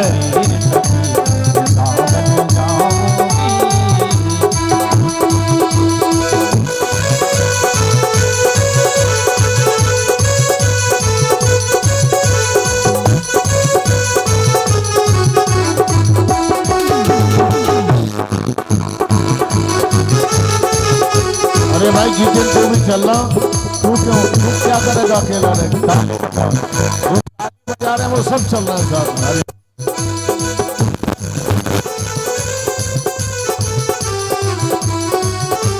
राधे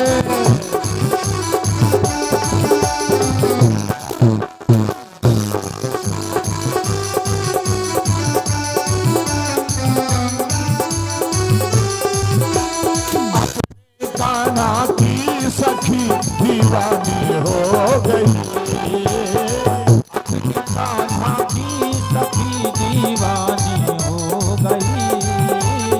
अपने मोहन की तो मैं मस्तानी हो गई। अपने मोहन की मैं तो मस्तानी हो गई। मेरा जियरा, मेरा जियरा, मेरा जियरा है।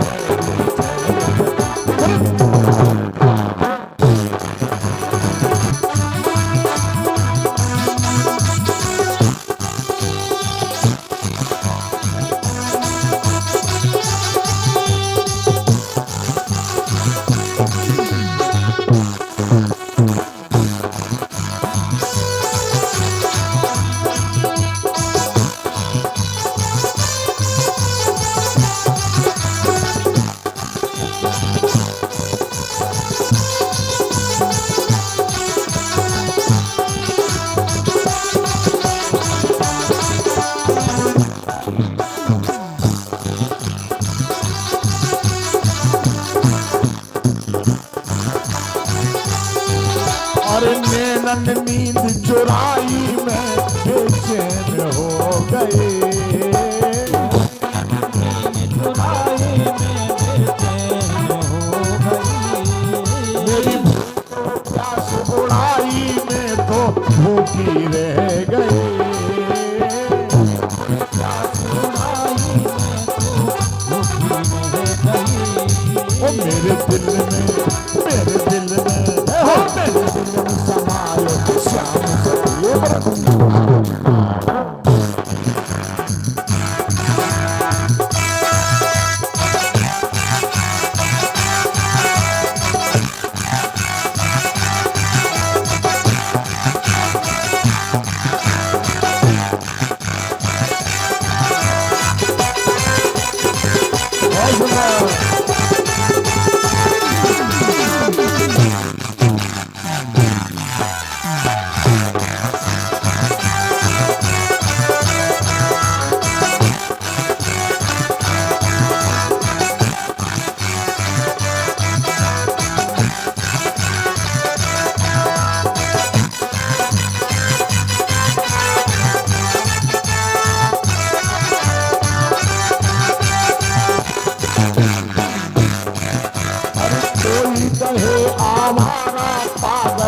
कोई कहे अज्ञानी, कोई कहे आवारा पागल, कोई कहे अज्ञानी।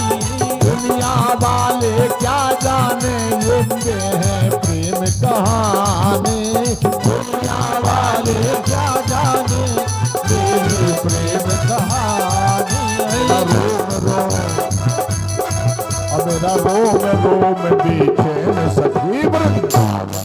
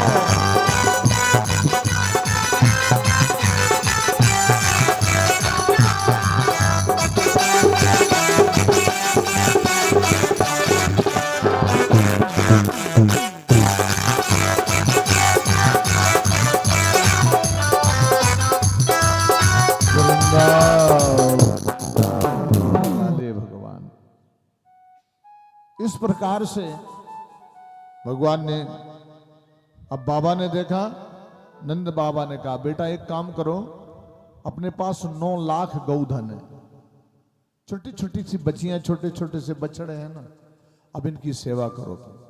भगवान ने कहा बाबा बिल्कुल करेंगे। कितनी छोटी छोटी बच्चियां और छोटे छोटे बछड़े? बाबा ने कहा 1 लाख है, 1 लाख बछड़े।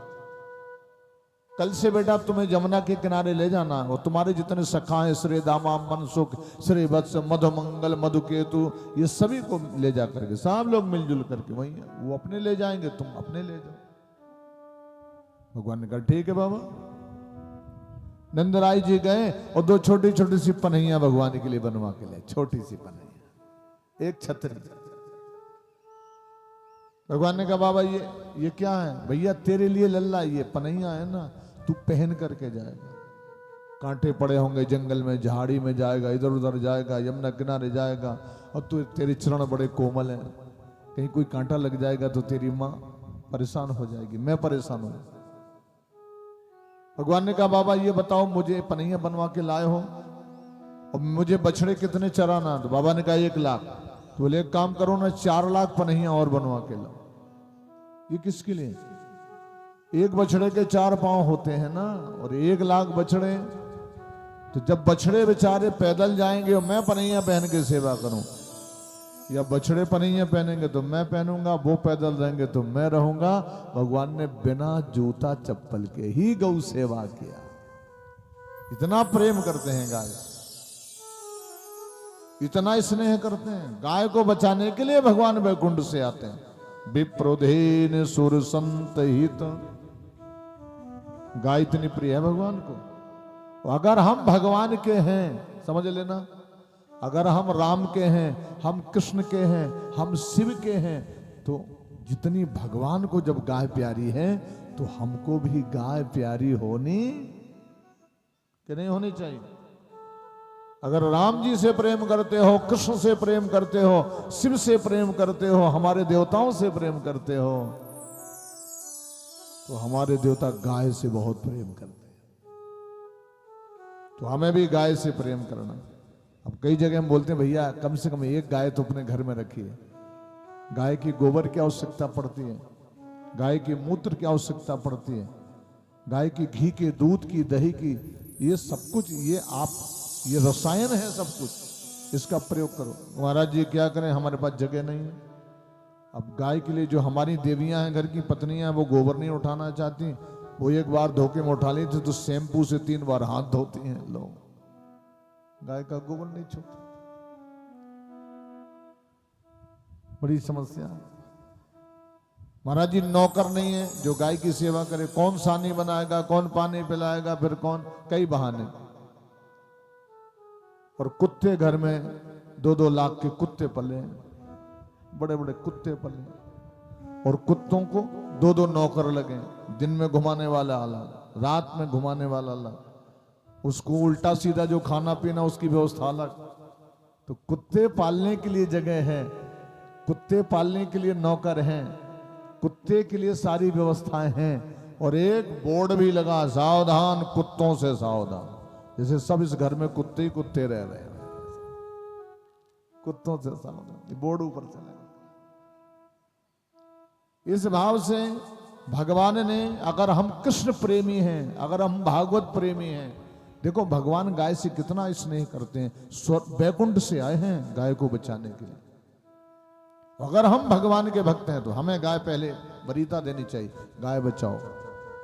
गाय बचेगी तो तुम बचोगे, तुम्हारा स्वास्थ्य बचेगा, नहीं तो उल्टा सीधा खाते पीते। जानते हो जब गाय माता हमारी होती थी तो गाय का गोबर और मूत्र हम अपने खेतों में डालते थे, अपनी सब्जी में डालते थे। कभी कोई ना कोई हार्ट अटैक जानता था, ना कोई कैंसर जानता था, ये बीमारियां जानते ही नहीं थे लोग।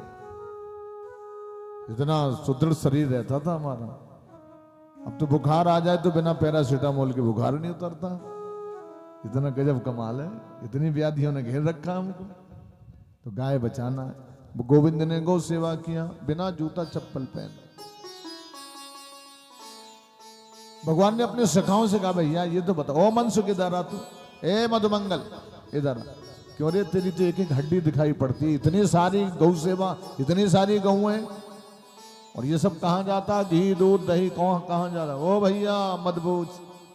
सारे ग्वाले बोले अब मत पूछ, तेरी जैसी अम्मा हमारी थोड़ी है।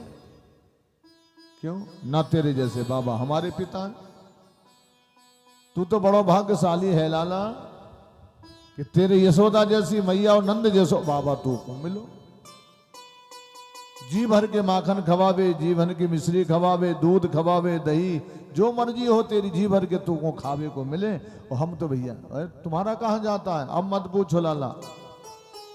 बछड़ा गैया चरावे के ताई हम ग्वाले, और दूध दही माखन के ताई मथुरा वाले। सब मथुरा में सप्लाई होता है, सब मथुरा में बेचा जाता है। भगवान ने कहा एक काम करो, फिर चोरी से खाओ, अपने घर में जो मटकियां में रखा हो खाओ। तो ग्वालों ने कहा हमने, हमारे बाप दादाओं ने नहीं चोरी सिखाई, ना कभी की भैया, हमारी तो हिम्मत ही नहीं काम करती। भगवान ने कहा एक मंडल बना लेते, मंडल, मंडल में मिलकर के चोरी की योजना बनाएंगे, और मंडल का जो अध्यक्ष होगा वो जैसा कहेगा वैसी चोरी करेंगे। तो सबने कहा लाला, अब श्री दामा हमारा मनसुख सबसे बड़ा था उसमें। मनसुख ने कहा ये बताओ मंडल का नाम क्या होगा लाला? बोले उसका नाम होगा अखिल भारतीय चोर मंडल, ये नाम होगा उस मंडल का। उसका अध्यक्ष कौन बनेगा? कन्हैया बोले जो बड़ा होगा उसको अध्यक्ष बना देंगे। मनसुख बोला हमें डंडे थोड़ी खाना अपने काका ताऊ के। बोले लल्ला हमको नहीं बनना अध्यक्ष, तू बन जा अध्यक्ष। तो भगवान बोले हम अध्यक्ष तो बन जाएंगे, लेकिन हमारी एक शर्त होगी। बोले क्या? जो अध्यक्ष बनता पर सब लोग उसकी बात मानते हैं, जो वो कहेगा वही करना पड़ेगा। तो सबने कहा ठीक है अध्यक्ष तुम बन जाओ, आज से अध्यक्ष हो गए हमारे चोर मंडल के, अब तुम जैसा कहोगे लाला वैसे हम करेंगे। भगवान ने कहा देखो अब हम अध्यक्ष हो गए, बोले हाँ। तो आज रात में सबको चोरी से घी मिले घी पियो, दूध मिले दूध पियो, माखन मिले माखन खाओ, नेनू मिले वो जो मर्जी मिले, लेकिन खा पी के आना। ठीक है, अध्यक्ष के आदेश का पालन होगा। अब बेचारे रात्रि में सब लोग देखते रहे कि अम्मा बापू सोए नहीं सोए, काकी सोई कि नहीं सोई, बाबा सोए कि नहीं सोए। कुछ लोग तो गए, कुछ तो रात्रि में सफल हो गए, कुछ विफल हो गए, हिम्मत ही नहीं पड़ी, कुछ पकड़े गए, कुछ पिट गए, कुछ बेचारे सो गए आशा में, उनको मौका ही नहीं मिला। सवेरे फिर इकट्ठे हुए यमुना के किनारे। भगवान ने कहा क्यों भैया बताओ कौन कौन सफल हुए। मधुमंगल दौड़ा, ओ लाला हमारे गाल का हाल देख, हमारी अम्मा ने लाल गाल कर दिए दोनों। हम गए, हमने हाथ भर डाला मटकिया में, ओ मैया को पता नहीं कैसे झनक लग गई और उसने हमारे दोनों लाल गाल कर दिए। एक ने कहा हमारी पीठ का हाल देख ले दादा, देख पीठ में कितने डंडे पड़े, कितने हाथ पड़े। किसी ने कुछ कहा, किसी ने कुछ कहा, कुछ बोले हम तो सफल हो गए भैया, बड़ो आनंद आयो लाला, अब तो हम रोज करवे करें चोरी। धीरे धीरे अब मथुरा में सप्लाई कम हो गई, क्योंकि बच्चे ही रात में खाने लग गए। सारी शिकायत यशोदा जी के पास पहुंची, देवियां पहुंच रही, ओ मैया और यशोदा तेरो लल्ला बड़ो गड़बड़ कर रहा। हम मथुरा के ताई तैयारी करें कि हमें दूध बेचवे दही बेचवे जावे, लेकिन उसमें वो दूध ही दही आधा घट जावे। पता लगा कि तेरे लाला ने सबको ट्रेंड कर दिया है, सबको सिखा दिया है, सब घी दूध दही सब खा जावे। यशोदा ने कहा हमारो लाला तो घर में सोवे, हमारे यहाँ कमी थोड़ी है। अरे भाई तुम्हारे बच्चे खाते हैं, तुम अपने बच्चों पे कंट्रोल करो, उसमें हमारे लाला का क्या दोष है। बोले नहीं गुरु तो तेरे ही लाला है, हमने सुना अध्यक्ष है वो चोर मंडल का, वो सब उसी ने सिखाया है अध्यक्ष ने। अच्छा, मनसुख की काकी चली आ रही दौड़ के, ओ यशोदा, ओरी यशोदा सुन जरा, क्या है क्या बात है बताओ। तेरो लाला देखवे को छोटो है, बुद्धि को बड़ो तेज है। क्यों? मुझे पता चला था कि तेरे लाला ने सबको चोरी करना सिखा दिया, तो मैंने अपनी मटकिया नीम के पेड़ पे इतना सा बड़ो मटका, वहां में पूरा माखन ही माखन भर दो, नैनू नैनू भर दो, वो मटका नीम के पेड़ पे लटका दिया मैंने। ये अकेला नहीं गया, कुछ बंदर भी साथ में, ग्वाला भी साथ में, और मनसुख हमारा साथ में, और मैं चुपके से देख रही थी। ये पहुंच गया, इसने देखा, ओरे मनसुख तेरी काकी बड़ी चतुर है, तेरी काकी ने मटका कहाँ छिपा रखो। सो मनसुख बोले ओ लल्ला देख ये मटका नीम के पेड़ में लटका, ये लटका, अब वो नीम के पेड़ से कैसे निकालेंगे। कन्हैया बोले एक काम कर, लंबा सा बांस देख जरा। लंबा सा बांस मंगाया और ये मटका के नीचे खड़ा हो गया, और इसने वहीं से बैलेंस मिला के एक थोड़ा सा उसमें छेद हो गया, टुक कर दिया, और छेद हुआ तो वहां गिरने लग गया, मुंह फाड़ के खड़ा हो गया। जब इसका पेट भर गया तो उसने दूसरे का नंबर लगा दिया, फिर तीसरे का, जब तक उसमें एक एक बूंद आती रही तब तक मुंह फाड़ के सब ग्वाले खड़े रहे, और जब उसमें से पूरा माखन ही खत्म हो गया तो वही बांस दो चार उस मटके में मार दी तो फूट गया मटका। अब देख तेरा लल्ला कितना कर गया, मटका भी फोड़ दिया, माखन भी खा गया और खिला दिया, बंदरों को खिला दिया। अब तो बोली बहन हमारा लल्ला तो घर में रहे। एक बेचारी दौड़ी चली आई, ओ यशोदा आज तो मेरी बिटिया मेरी लाली मरते मरते बची। यशोदा बोली तुम्हें क्या होगा। अरे मत पूछो, जिनके घर में दूध दही है वो तो परेशान है। सो हमारे घर में ना गैया है, ना बछिया, ना बछड़ा, एक बूंद दूध नहीं है, लेकिन हम भी परेशान तेरे लाला से। यशोदा बोली तू कैसे परेशान। अब मत पूछो, सवेरे के 4 बजे थे और मैं बाहर झाड़ू लगाने के लिए, चौंक डालने के लिए निकली, तेरो लाला हमारे घर में प्रवेश कर गई ने गेट खोलो देखो, और घर के अंदर पहुंचो। और घर के अंदर जैसे पहुंचा तो इसने चौके में गया, चौके में सब बर्तन देख मारे, ना कहीं दूध मिला, ना घी मिला, ना माखन मिश्री, तो ढूंढ तो भी गयो, बड़बड़ा तो गयो, जो घर है कि मरघटा, न इसमें दूध है ना दही, कुछ है ही नहीं, बड़बड़ा रहा है। इससे कुछ दिखाई नहीं पड़ा। मेरी 15-16 साल की एक बिटिया थी, और बिटिया सो रही थी, और बिटिया की चुटिया खटिया के पटिया में लटक रही थी। फिर इसे कुछ नहीं मिला तो ये खींच गया, अंदर ही अंदर खींच गया, और इसने मेरी बिटिया की चुटिया पकड़ी और खटिया के पटिया में बांध दी, और बांध के मेरी बिटिया के कान में जोर से बोला, हौवा हौवा। तो बिटिया घबरानी, वो चीख पड़ी, ओ मैया बचा ले, हौवा आ गया। और वो भागना चाहती थी, लेकिन चुटिया बंधी थी खटिया के पटिया में। तो बेचारी चीख पड़ी, मैया हौवा ने पकड़ लिया, हौवा ने पकड़ लिया। तब तक ये भागा भागा छिपके छिपके, और मेरी नजर पड़ गई कि ले ये हौवा है। मैं भागी भागी, में बेटी डर मत जाना, वो कन्हैया आया था, वो सब कर गया, नटखट है वो। अरे मैया मेरे हृदय में तो हाथ रख ले, कितना बीपी बढ़ गया, धक धक मची है ये। मैंने सोचा हौवा ने पकड़ लिया। तो मैया बोली, यशोदा बोली, सचमुच ऐसे ही हुआ। अरे बहन, लल्ला को समझा दे, मेरी बेटी आज बच गई, बहुत बची। सारी गोपिकाएं चली गई। मैया यशोदा लल्ला के पास पहुंची, लाला ये अच्छा नहीं लगता ना, उल्हाने पर उल्हाने आ रहे। वो भी तू चोरी करता, वो भी माखन की। 9 लाख गैया है अपने पास, तेरे बाबा का बहुत बड़ा नाम है। अरे माखन की चोरी छोड़। सूरदास जी ने लिखा इस भाव को बड़े भाव से। अरे माखन की चोरी छोड़ कन्हैया मैं समझाऊं तो। अरे की चोरी छोड़ कन्हैया मैं समझाऊं तो। ओ मैं समझाऊं तो कन्हैया मैं समझाऊं तो। समझाऊं तो कन्हैया मैं समझाऊं तो। अरे माखन की चोरी छोड़ कन्हैया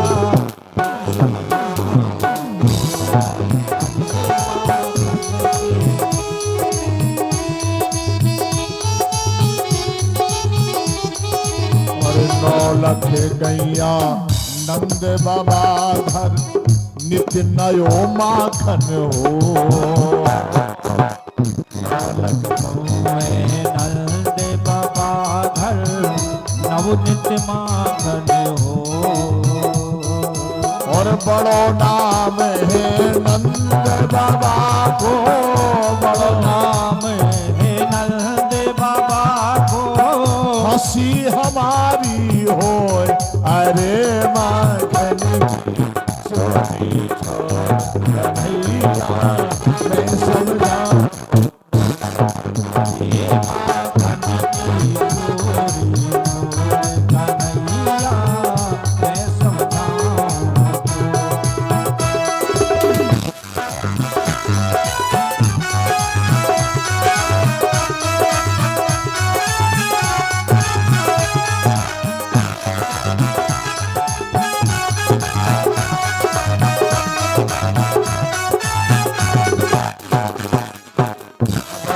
रोनी सी सूरत बना ली, रोनी आंसुआ एक भी नहीं आ रहा, रोनी सी सूरत करके कोने में खड़े हो। यशोदा बोली थी, देखो मैं समझा रही हूँ, ये रोनी सी सूरत बना के कोने में खड़ा हो।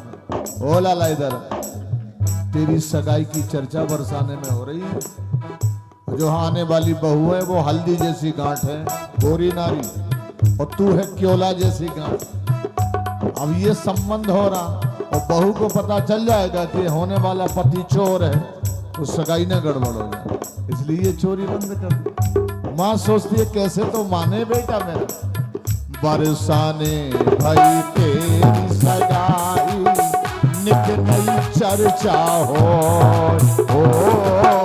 बरसाने भाई चोरी सगाई, निक नव चर्चा हो।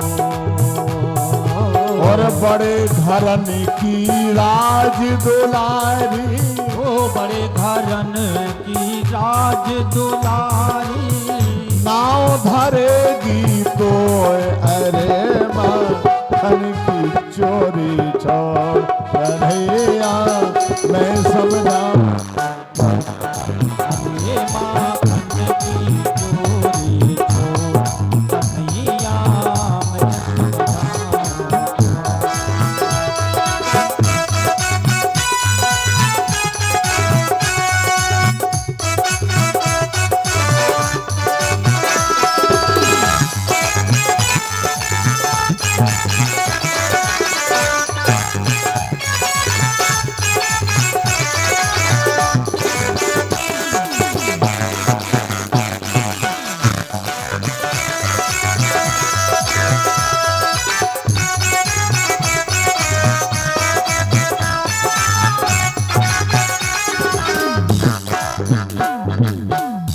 अरे माखन की चोरी छोड़ कन्हैया मैं समझाऊं तो। रोने लग गए, गोविंद रोने लगे। अब यशोदा भगवान को रोते नहीं देख सकते। ओ लाला तुझे बुरा लग गया। मैया पहले तो ये बता, जिसने जो बोल दिया उसी की बात मान लेती। ये जो गोपियां आती हैं ना शिकायत करने, ये बड़े बहानेबाज हैं, सब बहाने बना के आते हैं। क्यों? ये मुझे देखने आते हैं।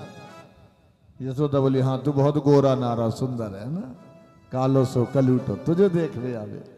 और ये मैया विश्वास कर, ये सब बहाने बना करके तू को शिकायत कर देवे, तू इन पे बात पे विश्वास कर लेवे। यशोदा ने कहा बेटा चोरी मत कर, तो रोने लग गए कन्हैया। यशोदा ने कहा हमारा लल्ला चोर नहीं है, अगर किसी की एक मटकिया तोड़ दे तो 5 ले जाना हमसे। अगर एक माखन का लौंदा खा जाए तो 5 ले जाओ, लेकिन मेरे लाला को कोई चोर मत करना। अब तो खुश हो जाना।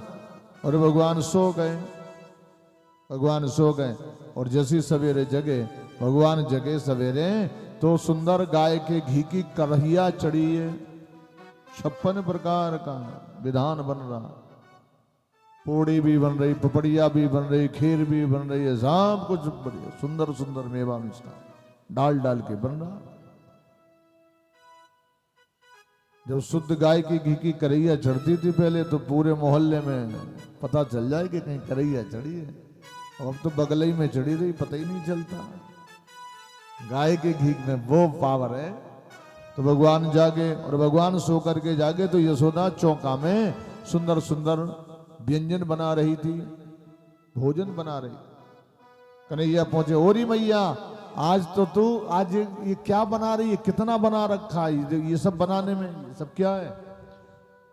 तो यशोदा बोली सुन पहले चौके में अंदर मत आना भी। क्यों?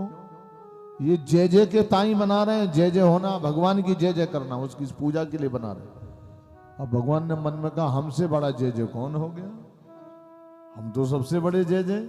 और ये मैया कह रही है, और ये जय जय सामने खड़ा वो मांग रहा, उसे दे नहीं रही है। और ये पता नहीं कौन जय जय किसके ताई बना रही मैया।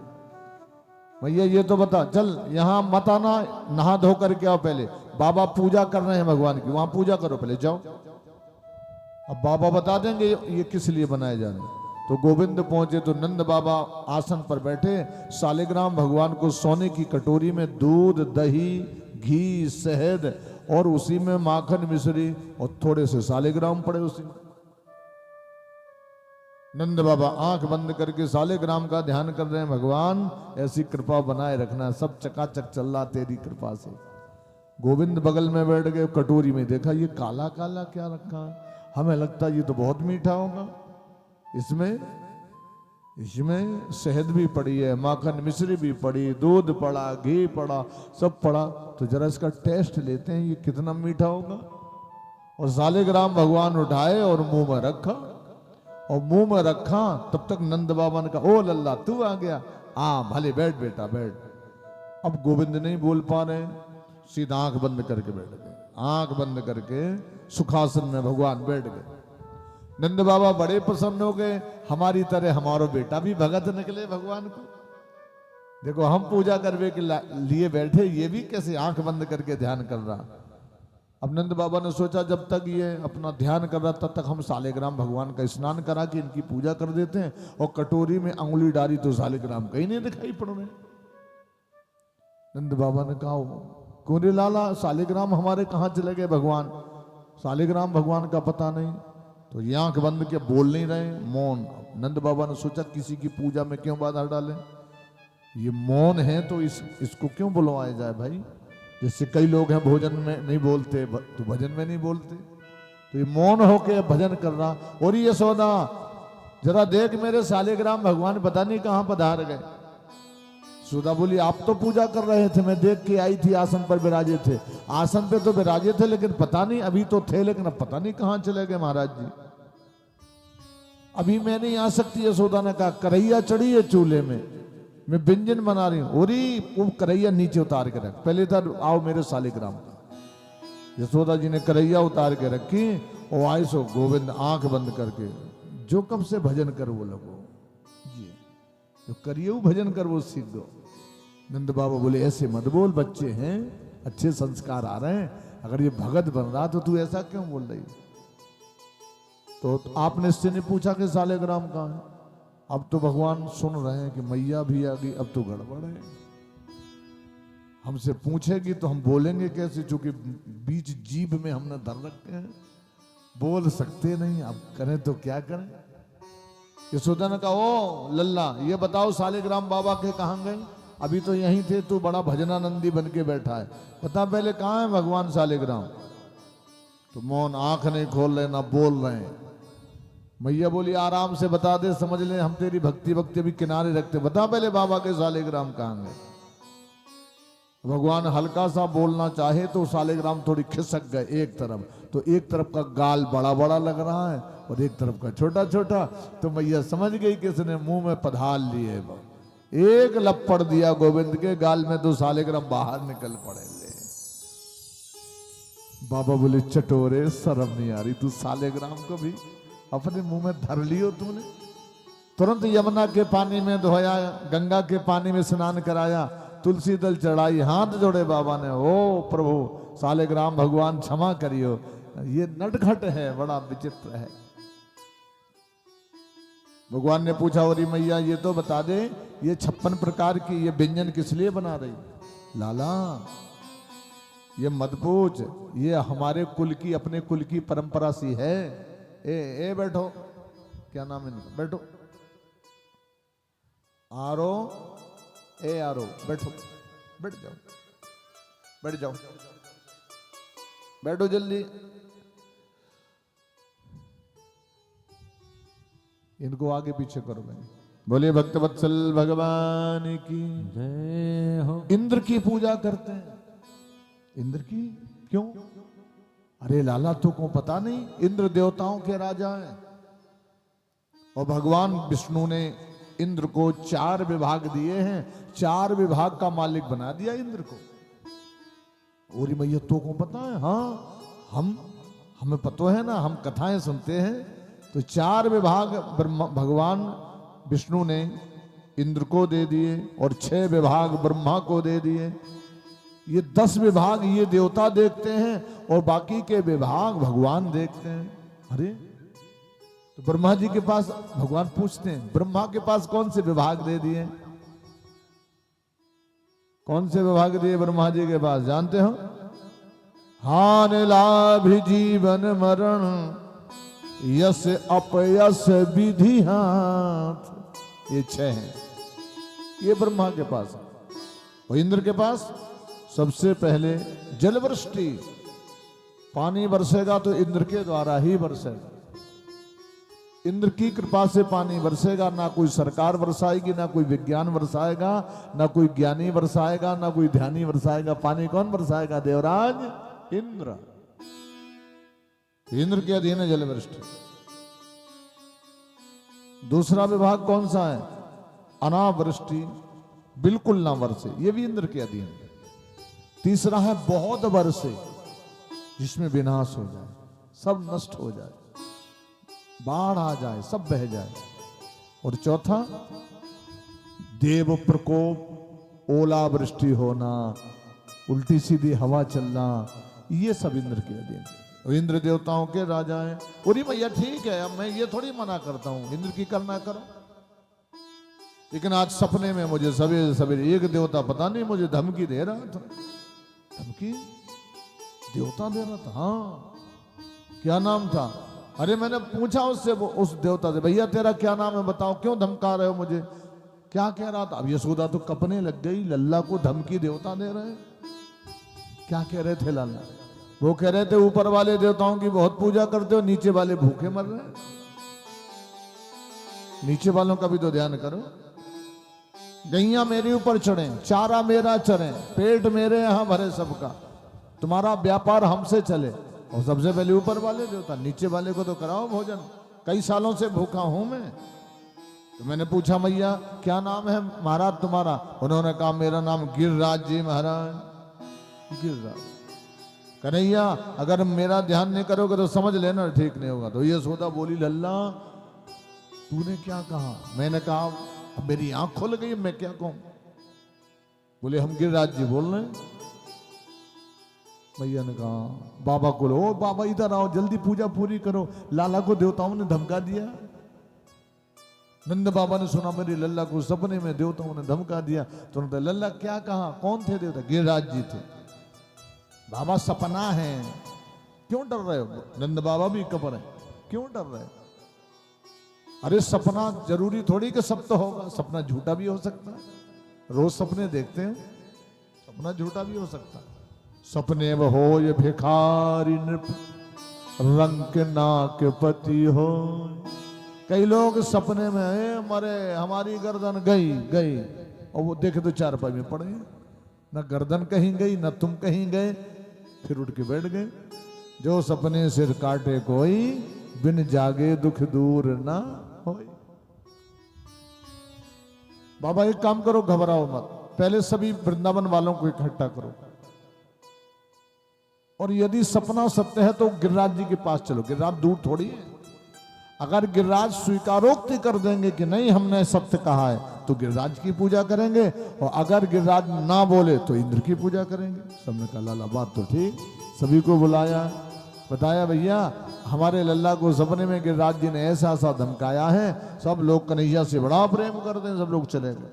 गिरिराज जी से पूछा, नंद बाबा ने पूछा महाराज हमारे लल्ला को जो सपने में कहा वो सत्य है? तो भगवान एक रूप में वहां प्रवेश कर गए। सत्यम ब्रुवाचा भद्रम कसुमला तुम बचा। जो सपने में कहा वो सत्य है।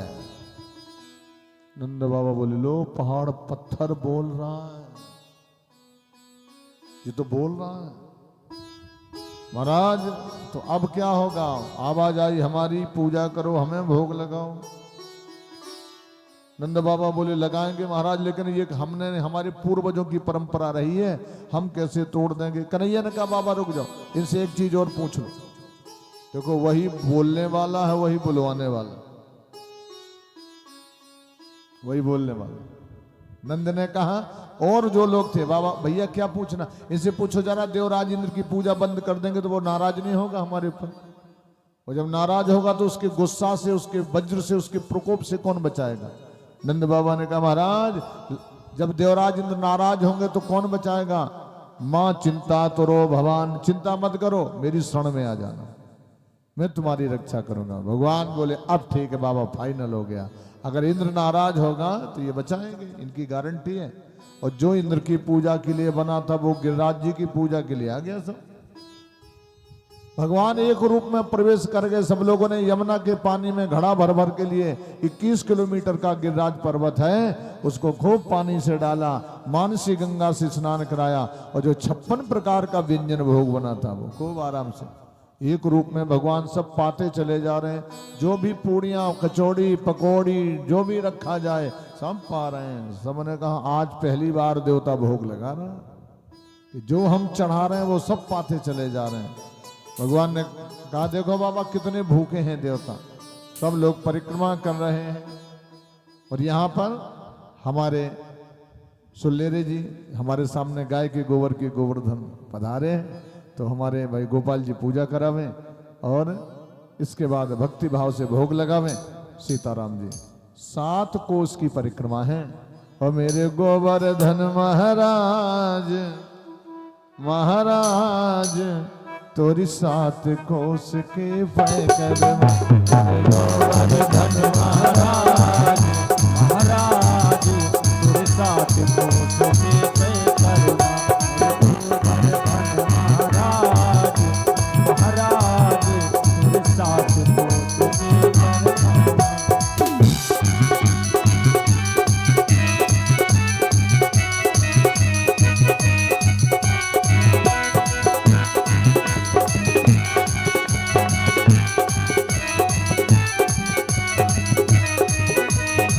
लोग क्या क्या चढ़ा रहे हैं। तो पे पानी चढ़े, तो पे फूल चढ़े, तो पे पानी चढ़े, तो पे पानी चढ़े, तो पे फूल चढ़े, तो पे पानी चढ़े तो पे फूल चढ़े। तू रखियो हमारी लाज आलाज गोरी सतो गोबर धन महाराज महाराज तुर सात कोस की पैदम।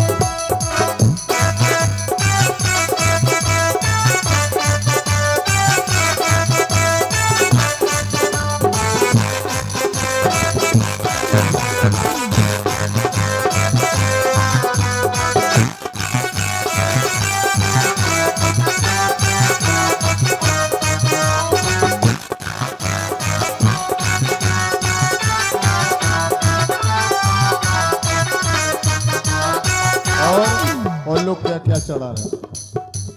तो पे लड्डू चढ़े, तो पे पेड़ा चढ़े, तो पे लड्डू चढ़े तो पे केला चढ़े। देखो आप लोग गाएंगे बोलेंगे तो जो बोल रहे हैं समझ लो चढ़ रहा है, और जो नहीं बोलेगा वो कुछ नहीं चढ़ा रहा। ठीक है ना, बोलेंगे समझो। तो पे लड्डू चढ़े, तो पे पेड़ा चढ़े, तो पे लड्डू चढ़े तो पे पेला चढ़े। तो पे बर्फी चढ़े, तो पे गुजिया चढ़े, तो पे बर्फी चढ़े तो पे गुजिया चढ़े। तो पे बर्फी चढ़े, तो पे गुजिया चढ़े, तो पे बर्फी चढ़े तो पे गुजिया चढ़े। तो पे गुजिया चढ़े, तो पे भुजिया चढ़े, तो पे भुजिया चढ़े, तो पे गुजिया चढ़े। तोरे चरणन में लाज हालाज तेरी सातों की महाराज महाराज सात कोस की परिक्रमा।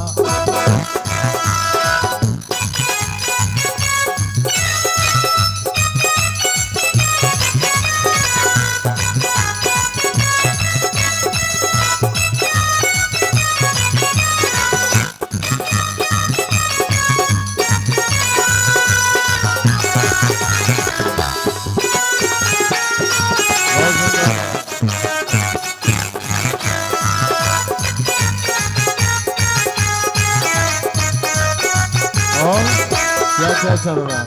जब भोजन करा दिया 56 प्रकार तो फिर देवताओं को क्या चढ़ाया जाता है। तो पे पानी चढ़े, तो सुपारी चढ़े, तो पे पानी चढ़े, तो सुपारी चढ़े, तो पे पानी चढ़े, तो सुपारी चढ़े, तो पे पानी चढ़े, तो सुपारी चढ़े।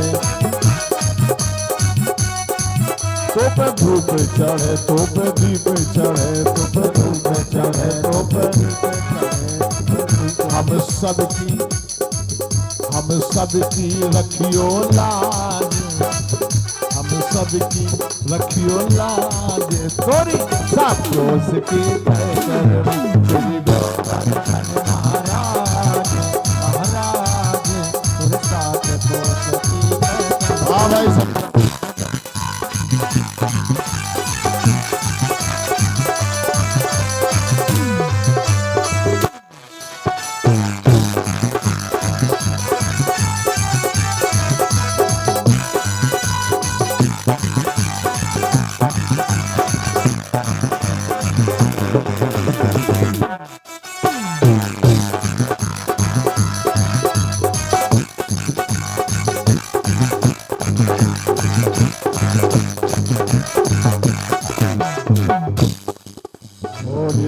वत्सल भगवान सब लोग बड़ी उमंग से देख रहे हैं। साक्षात भगवान भोग लगा रहे हैं। हमारी मूर्तियां भोग लगाती हैं ना। हमारी मूर्तियां किसकी हैं? पत्थर की हैं। तो हम भगवान का शरीर पत्थर का कब से हो गया? पहले भगवान का शरीर पत्थर का नहीं सोने का होता था, सोने का। हिरण्य गर्भम स्वरूपम नारायण। भगवान का पत्थर का शरीर कब से हो गया? हमारा तो मिट्टी का है। हमारा शरीर मिट्टी का है, आज नहीं तो कल कभी न कभी हमारा शरीर मिट्टी का हो जाता है। भगवान का काय का है? पत्थर का। और ये अपने आप नहीं, एक देवी ने श्राप दे दिया था भगवान को कि तुम पत्थर के हो जाओ। किसने श्राप दिया था? हाथ ऊंचा करें, किसको बता? भगवान कृष्ण को। हाँ, ये वही देवी है जिसने श्राप दे दिया जो तुलसी बन गई। क्या नाम था उसका? वृंदा। भगवान को श्राप दे दिया, तुम पत्थर दिल हो, पत्थर के हो जाओ। तब से भगवान की पत्थर की मूर्तियां। वो हर पत्थर भगवान नहीं बनता। हर पत्थर, जैसे हर इंसान भगत नहीं बनता। सबके बेटा बेटियां हैं, सबके पति हैं, सबको पत्नियां हैं, लेकिन ऐसे बिरले बेटा बेटी, ऐसे बिरले पति, ऐसी बिरली पत्नियां हैं जो भगवान के चरणों में समर्पित हैं। धन तो सबके पास, सुत दारा और लक्ष्मी पापियों के घर होए, लेकिन संत मिलन और हरि कथा तुलसी दुर्लभ दो। ये दो चीजें सबके यहां नहीं। सबके पति भगवान के भगत नहीं है, सबके बेटा भगवान के भगत नहीं है, सबकी बेटियां भगवान की भगत नहीं है, सबकी पत्नियां, सबके परिवार के भगवान के भगत नहीं है। बिरले लोग जिन पे बड़ी कृपा भगवान की, बड़ी कृपा है मेरे प्रभु। तो इस भाव से, इस श्रद्धा से भगवान को श्राप दे दिया। किसने? वृंदा ने श्राप दे दिया। तो हर पत्थर का परम सौभाग्य नहीं है। एक पत्थर है कि पैर के नीचे, हमारे पैर के नीचे रहता है, और एक पत्थर है कि हम उसकी आरती करते हैं, उसको 56 भोग लगा रहे हैं, और उसका रीजन, उसका प्रभाव हमें स्वाद के रूप में मिलता है। एक पत्थर वो है जिस पर रोज 500 नारियल तोड़े जाते हैं, 500 नारियल। मनुष्य में एक मनुष्य वो है जिसकी लोग आरती करते हैं, पूजा करते हैं। एक ही परिवार में 4-4, 5-5 भाई हैं, एक ही घर पर एक मनुष्य की आरती पूजा हो रही है, लोग 56 भोग लिए खड़े हैं, चरण धो के पी रहे हैं, और एक को कोई चाय पिलाने के लिए तैयार नहीं है। अपनी करने का काम है ना, अपना तप भाव है। तो हर पत्थर का भी ऐसा संयोग नहीं। एक पत्थर पर नारियल तोड़े जा रहे हैं। एक रात्रि का समय आया, सब लोग सो गए, और नारियल जिस पत्थर पर तोड़े जा रहे थे वो पत्थर भगवान की मूर्ति से बोला। भगवान की मूर्ति से बोला, भैया हम तुम एक ही बिरादरी के हैं, तू पत्थर और मैं पत्थर। तेरा भाग देख, 4-4 पुजारी तुझे स्नान कराने के लिए लगे, तुझे सेंट छिड़का जा रहा, तुझे अच्छे अच्छे कपड़े पहनाए जा रहे हैं, तेरी मुरली में हीरा लगा है, तेरी आरती लोग उतार रहे हैं, तेरे आगे लोग नाच रहे हैं, तेरे आगे लोग रो रहे हैं, और एक मैं हूं कि लोग मेरे सिर पे ले नारियल, ले नारियल। वो जो भगवान की मूर्ति बना हुआ है, उसने कहा मैं ऐसे ही नहीं भगवान बन गया, मैं ऐसे ही नहीं भगवान का हो गया। जब मैं भगवान का रूप लेने के लिए आया तो मेरी इतनी परीक्षा हुई, इतनी परीक्षा हुई। तू तो पहली परीक्षा में ही फेल हो गया था ना। जब तेरे ऊपर कारीगर ने टांकी लगाई तो तू फट गया, तो कारीगर ने कहा ये किसी काम का नहीं, हटा दिया, तू नारियल तेरे ऊपर तोड़े।